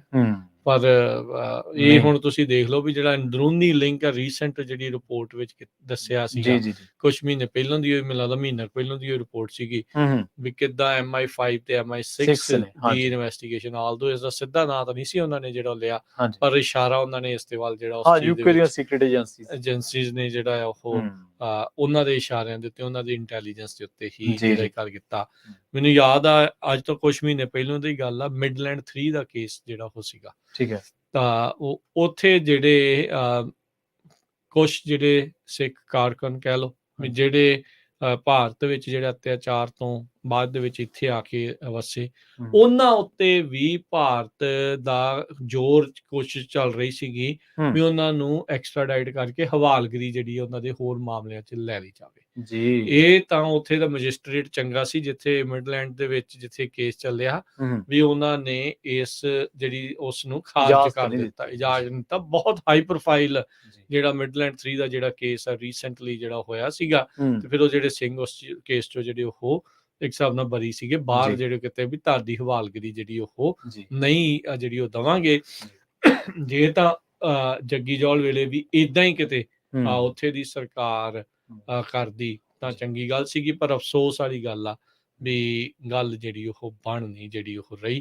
ਤੇ 5 ਸਾਲ ਬਹੁਤ ਲੰਮਾ ਸਮਾਂ ਹੁੰਦਾ ਹੈ, ਬਹੁਤ ਲੰਮਾ, 1800 ਦਿਨ ਜਿਹੜੇ ਆ ਨਾ, ਬੰਦੇ ਨੂੰ ਕਹਿ ਹੀ ਦੇਣਾ ਸੌਖਾ ਹੁੰਦਾ, ਇੱਕ ਦਿਨ ਗੁਜ਼ਾਰਨਾ ਔਖਾ ਹੋ ਜਾਂਦਾ ਆ। ਬਿਲਕੁਲ। ਤੇ 1800 ਦਿਨ, ਨਵਾਂ ਵਿਆਹਿਆ, ਮਹੀਨਾ ਕੁ ਹੋਇਆ ਜੇ, ਵੀ ਨਹੀਂ ਹੋਇਆ। ਇਹਦੇ ਮੰਮੀ ਡੈਡੀ ਸੌਰੀ ਇਹਦੇ ਮੰਮੀ ਤੇ ਇਹਦੇ ਜਿਹੜਾ ਭਰਾ ਆ ਉਹ ਪਹਿਲੋਂ ਚਲੇ ਗਏ ਸੀ। ਇਹ ਚਲੋ ਬੰਦਾ ਵਿਆਹ ਤੋਂ ਬਾਅਦ ਸ਼ਾਪਿੰਗਾਂ ਕਰਦਾ, ਕਈ ਕੁਛ ਕਰਦਾ, ਘੁੰਮ ਰਿਹਾ ਸੀਗਾ ਬਾਜ਼ਾਰ ਦੇ ਵਿੱਚ, ਰਾਮਾ ਮੰਡੀ ਬਹੁਤ ਚਹਿਲ ਕਦਮੀ ਵਾਲਾ ਜਿਹੜਾ ਉਹ ਬਾਜ਼ਾਰ ਆ ਉੱਥੇ, ਉੱਥੋਂ ਫੜ ਕੇ ਲੈ ਗਏ। ਤੇ ਵੇਖ ਲਓ ਉਦੋਂ ਦਾ ਅੰਦਰ ਆ, ਚਾਰਜ ਪੇਸ਼ ਕਰਾਂਗੇ, ਇਹ ਕਰਾਂਗੇ, ਉਹ ਕਰਾਂਗੇ, ਅਜੇ ਤੱਕ ਕਿਤੇ ਨਹੀਂ। ਤੇ ਹੁਣ ਫਾਈਨਲੀ ਇਹਨਾਂ ਨੇ ਉਸ ਮਾਮਲੇ ਵਿੱਚ ਚਾਰਜ ਪੇਸ਼ ਕੀਤੇ, ਤੇ ਚਾਰਜ ਕੋਈ ਛੋਟੇ ਮੋਟੇ ਨਹੀਂ, ਸਿੱਧੇ ਅੱਤਵਾਦ ਵਾਲੇ ਜਿਹੜੇ ਆ ਜਿਹੜੇ ਉਹ ਲਾਏ ਗਏ ਆ। ਤੇ ਇਹ ਇੱਕ ਖਤਰਾ ਜਿਹੜਾ ਜ਼ਰੂਰ ਮੰਡਰਾ ਰਿਹਾ। ਬਿਲਕੁਲ, ਕਾਨੂੰਨੀ ਮਾਹਰਾਂ ਦਾ ਕਹਿਣਾ ਹੈ ਕਿ ਚਾਰਜਸ ਬੜੇ ਗੰਭੀਰ ਗੰਭੀਰ ਜਿਹੜੇ ਚਾਰजेस ਇਹਦੇ ਤੇ ਲਾ ਦਿੱਤੇ ਗਏ ਆ। ਹਾਂਜੀ ਤੇ ਜੇ ਉਸ ਦੇ ਵਿੱਚ ਕਹਿੰਦੇ ਆ ਵੀ ਇਹ ਦੋਸ਼ੀ ਪਾਇਆ ਜਾਂਦਾ ਆ ਜਿਹੜੇ ਇਹਨਾਂ ਨੇ ਘੜੇ ਆ, ਹਾਂ ਤਾਂ ਫਾਂਸੀ ਦੀ ਸਜ਼ਾ ਸਜ਼ਾ ਇਸ ਨੂੰ ਦਿੱਤੀ ਜਾ ਸਕਦੀ ਆ। ਜੀ ਸੋ ਇਹ ਲੱਗ ਏਦਾਂ ਰਿਹਾ ਆ ਵੀ ਜਿਹੜਾ ਭਾਰਤੀ ਜੁਡੀਸ਼ਰੀ ਆ ਜਾਂ ਭਾਰਤੀ ਇਸ ਟਾਈਮ ਸਟੇਟ ਆ, ਉਹ ਕਿਤੇ ਇੱਧਰ ਨੂੰ ਜਿਹੜਾ ਉਹ ਨਾ ਕਰ ਰਹੀ। ਸੋ ਬਈ ਕਮਰ ਕੱਸੋ ਜੀ ਵੀ ਇਹਦੇ ਹੱਕ ਦੇ ਵਿੱਚ ਹਾਂ ਦਾ ਨਾਰਾ ਜਿਹੜਾ ਆ ਉਹ ਤੁਸੀਂ ਮਾਰੋ ਜਿੱਥੇ ਜਿੱਥੇ ਵੀ ਜਿਹੜੇ ਉਹ ਹੈਗੇ ਆ। ਤੁਹਾਨੂੰ ਹੋਰ ਕਈ ਮਸਲਿਆਂ 'ਚ ਉਲਝਾਉਣ ਦੀ ਜਿਹੜੀ ਉਹ ਕੋਸ਼ਿਸ਼ ਨਾਲ ਦੇ ਨਾਲ ਰਹਿੰਦੀ ਹੁੰਦੀ ਆ, ਜੀ ਜੀ ਪਰ ਪਛਾਣਦੇ ਹੋਏ ਵੀ ਕਿਹੜੇ ਮਸਲੇ ਦੀ ਕਦੋਂ ਇੰਪੋਰਟੈਂਸ ਜਿਹੜੀ ਉਹ ਨਾਲ ਜਿਹੜੀ ਉਹ ਹੈਗੀ ਆ, ਉਸ ਨੂੰ ਦੇਖਦੇ ਹੋਏ ਜਿਹੜਾ ਉਹ ਚੱਲਣਾ ਚਾਹੀਦਾ ਆ। ਅਸੀਂ ਤੇ ਚਲੋ ਉਮੀਦ ਕਰਦੇ ਹਾਂ ਵੀ ਇਸ ਦੀ ਪੈਰਵਾਈ ਕਰਨ ਵਾਲੇ ਵੀ ਉੱਥੇ ਚੰਗੇ ਵਧੀਆ ਜਿਹੜੇ ਆ ਉਹ ਵਕੀਲ ਜਿਹੜੇ ਉਹ ਹੋਣ ਤੇ ਵੀ ਇਸ ਨੂੰ ਇਸ ਚੀਜ਼ ਤੋਂ ਜਿਹੜਾ ਉਹ ਬਚਾ ਸਕਣ। ਪਰ ਇਹ ਕਲੀਅਰ ਆ ਵੀ ਜਿੱਦਣ ਚਾਹਣ ਜਿੱਦਾਂ ਵੀ ਜਿਹੜਾ ਉਹ ਚਾਹਣ, ਇਹ ਜਿਹੜੀ ਉੱਥੇ ਦੀ ਸਟੇਟ ਆ ਤੁਹਾਡੇ ਨੂੰ ਜਦੋਂ ਮਰਜ਼ੀ ਸ਼ਿਕੰਜਾ ਤੁਹਾਡੇ ਤੇ ਕੱਸ ਸਕਦੀ ਹੈ। ਸੋ ਇਹ ਬੜੀ ਖਤਰਨਾਕ ਜਿਹੜੀ ਉਹ ਗੱਲ ਆ। ਜਿਹੜਾ ਕੋਈ ਸਿੱਖੀ ਮਨੁੱਖੀ ਅਧਿਕਾਰਾਂ ਦੀ ਗੱਲ ਕਰ ਰਿਹਾ ਆ, ਇੱਕ ਜਸਵੰਤ ਸਿੰਘ ਖਾਲੜਾ ਹੋਏ, ਹਾਂਜੀ ਬਿਲਕੁਲ, ਉਦੋਂ ਉਸ ਟਾਈਮ ਦੇ ਉੱਤੇ ਉਹਨਾਂ ਨੂੰ ਖਪਾ ਦਿੱਤਾ ਗਿਆ, ਉਹਨਾਂ ਨੂੰ ਸ਼ਹੀਦ ਕਰ ਦਿੱਤਾ ਗਿਆ। ਤੇ ਆਪਾਂ ਜਿਹੜਾ ਉਹ ਦੇਖਦੇ ਹਾਂ ਵੀ ਉਦਾਂ ਹੀ ਹੋਰ ਵੀ ਬਹੁਤ ਸਾਰੇ ਜਿਹੜੇ ਲੋਕ ਆਵਾਜ਼ ਚੱਕਣ ਵਾਲੇ, ਉਹਨਾਂ ਨੂੰ ਅੰਦਰ ਡੱਕ ਕੇ ਰੱਖਿਆ ਹੋਇਆ ਅਜੇ ਵੀ ਤੱਕ ਵੀ ਅੰਦਰ ਜਿਹੜੇ ਉਹ ਹੋਣਗੇ। ਤੇ ਇਸੇ ਤਰੀਕੇ ਨਾਲ ਜੱਗੀ ਜੌਲ ਵੀ ਉਸੇ ਲਿਸਟ 'ਚ ਇਹਨਾਂ ਨੇ ਨਾਮ ਜਿਹੜਾ ਉਹ ਐਡ ਕਰ ਦਿੱਤਾ ਆ। ਤੇ ਜਿਹੜਾ ਵੀ ਕੋਈ ਇਹ ਨਹੀਂ ਆ ਅਸੀਂ ਕਹਿ ਰਹੇ ਵੀ ਤੁਸੀਂ ਗੱਲ ਨਾ ਕਰੋ, ਵੀ ਇਹ ਡਰਾਉਣ ਦੀ ਨਹੀਂ ਗੱਲ, ਤੁਹਾਨੂੰ ਦੱਸਣ ਦੀ ਗੱਲ ਇਹ ਆ ਵੀ ਉੱਥੇ ਆ ਡੰਬਰ ਆ ਡੈਮੋਕ੍ਰੇਸੀ ਦੇ ਨਾਂ ਦੇ ਉੱਤੇ ਆ ਕੁਛ ਚੱਲ ਰਿਹਾ। ਤੁਸੀਂ ਦੇਖੋ ਵੀ ਜਿਹੜੇ ਪੋਲੀਟੀਕਲ ਧਿਰਾਂ ਵਾ ਜਿਹੜੀਆਂ ਅੱਜ ਆਮ ਆਦਮੀ ਪਾਰਟੀ ਵਾਲੇ ਸੱਤਾ ਦੇ ਵਿੱਚ, ਉਦੋਂ ਆਪੋਜੀਸ਼ਨ ਦੇ ਹੁੰਦੇ ਸੀ, ਉਦੋਂ ਕਿਤੇ ਕਦਾਈ ਇਹ ਗੱਲ ਕਰਦੇ ਸੀ, ਸੱਤਾ ਦੇ ਵਿੱਚ ਆ ਕੇ ਤਾਂ ਗੱਲ ਕਰਨੀ ਬੰਦ ਕਰਤੀ ਦੇਖ ਲਓ ਜੀ। ਸੋ ਇਹ ਜਿਹੜਾ ਸਟੇਟ ਆ ਉਹਨੇ ਸ਼ਿਕੰਜਾ ਜਿਹੜਾ ਹਰ ਇੱਕ ਦੇ ਉੱਤੇ ਜਿਹੜਾ ਉਹ ਕੱਸਿਆ ਜਿਹੜਾ ਉਹ ਹੋਇਆ ਹੈ। ਸੋ ਇਹ ਕੋਸ਼ਿਸ਼ ਜਿਹੜੀ ਇਹਨਾਂ ਦੀ ਇਹੀ ਆ ਵੀ ਕੋਈ ਬੇਸਿਕਲੀ ਆਵਾਜ਼ ਨਾ ਬੁਲੰਦ ਕਰੇ, ਵੀ ਅਸੀਂ ਇਦਾਂ ਦੀ ਜਿਹੜੀਆਂ ਉਦਾਹਰਨਾਂ ਪੇਸ਼ ਕਰਕੇ ਲੋਕਾਂ ਦੇ ਮਨਾਂ 'ਚ ਸਹਿਮ ਡਰ ਜਿਹੜਾ ਇੰਨਾ ਕੁ ਜਿਹੜਾ ਉਹ ਬਣਾ ਦਈਏ, ਇੱਥੋਂ ਤੱਕ ਕਿ ਜਿਹੜੇ ਅਸਲੀ ਸਹੀ ਮੁੱਦੇ ਸਿੱਖਾਂ ਦੇ ਉੱਤੇ ਹੋ ਰਿਹਾ ਧੱਕੇ ਦਾ, ਉਹਨਾਂ ਦੇ ਵਿੱਚ ਹੀ ਉਹਨਾਂ ਦੀ ਕਮਿਊਨਿਟੀ 'ਚ ਇਦਾਂ ਦਾ ਡਰ ਜਿਹੜਾ ਬਿਠਾ ਦੀ, ਉਹ ਵੀ ਉਹਦੇ ਉਲਟੀ ਬੋਲਣ, ਦੇਖਦੇ ਆਪਾਂ ਹੁਣ ਹੋ ਰਿਹਾ ਉਹ ਸਾਰਾ ਕੁਛ। ਹਾਂਜੀ ਬਿਲਕੁਲ, ਦੇਖਦੇ ਨਾ ਕਈ ਮਸਲਿਆਂ ਦੇ ਵਿੱਚ ਇਦਾਂ ਹੀ ਜਿਹੜਾ ਉਹ ਹੈ, ਜਿਨ੍ਹਾਂ ਨੇ ਪਹਿਲਾਂ ਗਲਤੀਆਂ ਕੀਤੀਆਂ ਉਹਨਾਂ ਨੂੰ ਸਵਾਲ ਨਹੀਂ, ਤੇ ਜਿਹੜੇ ਜੇ ਕੋਈ ਹੁਣ ਕੁਝ ਕਹਿੰਦਾ ਤੇ ਉਹਨੂੰ ਮੜ ਸਵਾਲ। ਬਿਲਕੁਲ ਇਦਾਂ ਹੀ ਹੈ ਨਾ। ਸੋ ਇਹੀ ਨੈਰੇਟਿਵ ਦਾ ਸ਼ਿਕਾਰ ਨੈਰੇਟਿਵ ਤੁਹਾਡੀ ਮਾਨਸਿਕਤਾ ਤੇ ਅਸਰ ਕਰਦਾ। ਸੋ ਇਹ ਜਿਹੜਾ ਇਸ ਟਾਈਮ ਮਸਲਾ ਜੱਗੀ ਜੌਲ ਨੂੰ ਲੈ ਕੇ ਚੱਲ ਰਿਹਾ ਹੈ, ਸੋ ਇਹ ਧੱਕਾ ਸ਼ਰੇਆਮ ਜਿਹੜਾ ਆ ਉਹ ਇਸ ਟਾਈਮ ਉੱਥੇ ਚੱਲ ਰਿਹਾ ਹੈ ਜੀ। ਸੋ ਪ੍ਰੋਗਰਾਮ ਸਾਂਝ ਸੱਤ ਨੂੰ ਆਪਾਂ ਇੱਥੇ ਸਮਾਪਤ ਕਰਦੇ ਹਾਂ ਜੀ। ਬਿਲਕੁਲ। ਤੇ ਜਾਣ ਤੋਂ ਪਹਿਲਾਂ ਇੱਕ ਵਾਰੀ ਫੇਰ ਵੋਟਿੰਗ ਨੂੰ ਲੈ ਕੇ ਜ਼ਰੂਰ ਅਸੀਂ ਬੇਨਤੀ ਅਪੀਲ ਕਰਦੇ ਜਾਈਏ। ਜਿਹੜੇ ਸਿਟੀਜ਼ਨ ਨੇ, US ਸਿਟੀਜ਼ਨ ਨੇ ਜਿਹੜੇ, ਤੇ 18 ਸਾਲ ਤੋਂ ਉੱਤੇ ਨੇ, ਜੇ ਉਹਨਾਂ ਨੇ ਅਜੇ ਤੱਕ ਵੋਟ ਦੇ ਲਈ ਆਪਣੇ ਆਪ ਨੂੰ ਰਜਿਸਟਰ ਨਹੀਂ ਕੀਤਾ ਤਾਂ ਉਹ ਰਜਿਸਟਰ ਕਰੋ ਤੇ ਆਪਣੀ ਬੈਲਟ ਜਿਹੜਾ ਹੈ ਉਹ ਫਿਰ ਤੁਹਾਨੂੰ ਆਈਦਰ ਪਹੁੰਚਦਾ ਕਰ ਦੇਣਗੇ। ਅਜੇ ਵੀ ਆ ਜਾਊਗਾ, ਜੇ ਅਜੇ ਤੱਕ ਨਹੀਂ ਆਇਆ। ਜੇ ਆਲਰੇਡੀ ਰਜਿਸਟਰਡ ਹੋ ਤਾਂ ਤੁਹਾਨੂੰ ਆਉਣੇ ਜਿਹੜੇ ਉਹ ਸ਼ੁਰੂ ਹੋ ਗਏ ਹੋਣਗੇ, ਤੇ ਜੇ ਕਈਆਂ ਨੂੰ ਜਿਹੜੇ ਉਹ ਮਿਲ ਗਏ ਹੋਣਗੇ। ਸੋ ਸਾਰੇ ਜਿੰਨੇ ਵੀ ਇੱਕ ਘਰ ਦੇ ਵਿੱਚ ਉਹ ਇੱਕ ਜਨਰਲ ਇਨਫੋਰਮੇਸ਼ਨ ਦੀ ਗਾਈਡ ਆਉਂਦੀ ਆ, ਚੰਗੀ ਲੱਗਦਾ 50-100 ਪੇਜਾਂ ਦੀ ਜਿਹੜੀ ਗਾਈਡ ਹੁੰਦੀ ਆ। ਹਰ ਇੱਕ ਪ੍ਰੋਪੋਜੀਸ਼ਨ, ਵੱਡੇ ਜਿਹੜੀਆਂ ਮੇਨ ਰੇਸਿਸ ਹੁੰਦੀਆਂ ਆ, ਉਹਨਾਂ ਦੇ ਜਿਹੜੇ ਉਮੀਦਵਾਰਾਂ ਦੀ ਇਨਫੋਰਮੇਸ਼ਨ ਜਿਹੜੀ ਉਸ ਦੇ ਵਿੱਚ ਉਹ ਹੁੰਦੀ ਆ। ਸੋ ਉਸ ਨੂੰ ਪੜ੍ਹੋ ਤੇ ਉਹਨੂੰ ਦੇਖ ਕੇ ਤੁਸੀਂ ਆਪਣਾ ਜਿਹੜਾ ਫੈਸਲਾ ਆ ਉਹ ਲਓ, ਕਿਹਨੂੰ ਤੁਸੀਂ ਜਿਹੜੀ ਉਹ ਵੋਟ ਪਾਉਣੀ ਆ। ਜੇ ਤੁਸੀਂ ਕਿਸੇ ਕੈਂਡੀਡੇਟ ਨੂੰ ਪਰਸਨਲੀ ਜਾਣਦੇ ਆ ਤਾਂ ਵੀ ਵਧੀਆ ਗੱਲ ਆ, ਜੇ ਨਹੀਂ ਤਾਂ ਉਹਦੇ ਜਿਹੜੇ ਵਿਚਾਰ ਨੇ, ਉਹਦੇ ਇਸ਼ੂਜ਼ ਉਹਦੀ ਵੈਬਸਾਈਟ ਤੇ, ਉਹਦੇ ਪੈਂਫਲੇਟਸ ਤੋਂ ਜਿਹੜਾ ਜਾਣਨ ਦੀ ਜਿਹੜੀ ਕੋਸ਼ਿਸ਼ ਕਰੋ ਤੇ ਰਿਸਰਚ ਕਰਕੇ ਆਪਣੀ ਵੋਟ ਜਿਹੜੀ ਆ ਉਹ ਜ਼ਰੂਰ ਪਾਈਏ। ਇਸ ਸਿਵਿਕ ਡਿਊਟੀ ਨੂੰ ਜਿਹੜੀ ਉਹ ਆਪਾਂ ਜ਼ਰੂਰ ਪੂਰਾ ਕਰਦੇ ਜਾਈਏ, ਫਰਜ਼ ਨੂੰ ਆਪਾਂ ਨਿਭਾਉਂਦੇ ਜਾਈਏ। ਸੋ ਹੁਣ ਆਪਾਂ ਲੈਨੇ ਆ ਜੀ ਫਿਰ ਇਜਾਜ਼ਤ। ਬਿਲਕੁਲ। ਮੇਰੇ ਰਾਜਕਰਨਵੀਰ ਸਿੰਘ ਵੱਲੋਂ ਤੇ ਪ੍ਰਵੀਨ ਸ਼ਰਮਾ ਵੱਲੋਂ ਸਭ ਨੂੰ ਪਿਆਰ ਸਤਿਕਾਰ ਸੇ ਨਿੱਘੀ ਜਿਹੀ ਸਤਿ ਸ੍ਰੀ ਅਕਾਲ। ਯੂਨੀਵਰਸਿਟੀ ਰਹੋ, ਹੱਸਦੇ ਖੇਲਦੇ ਰਹੋ ਤੇ ਸੁਣਦੇ ਰਹੋ ਜੀ ਪੰਜਾਬੀ ਰੇਡੀਓ USA।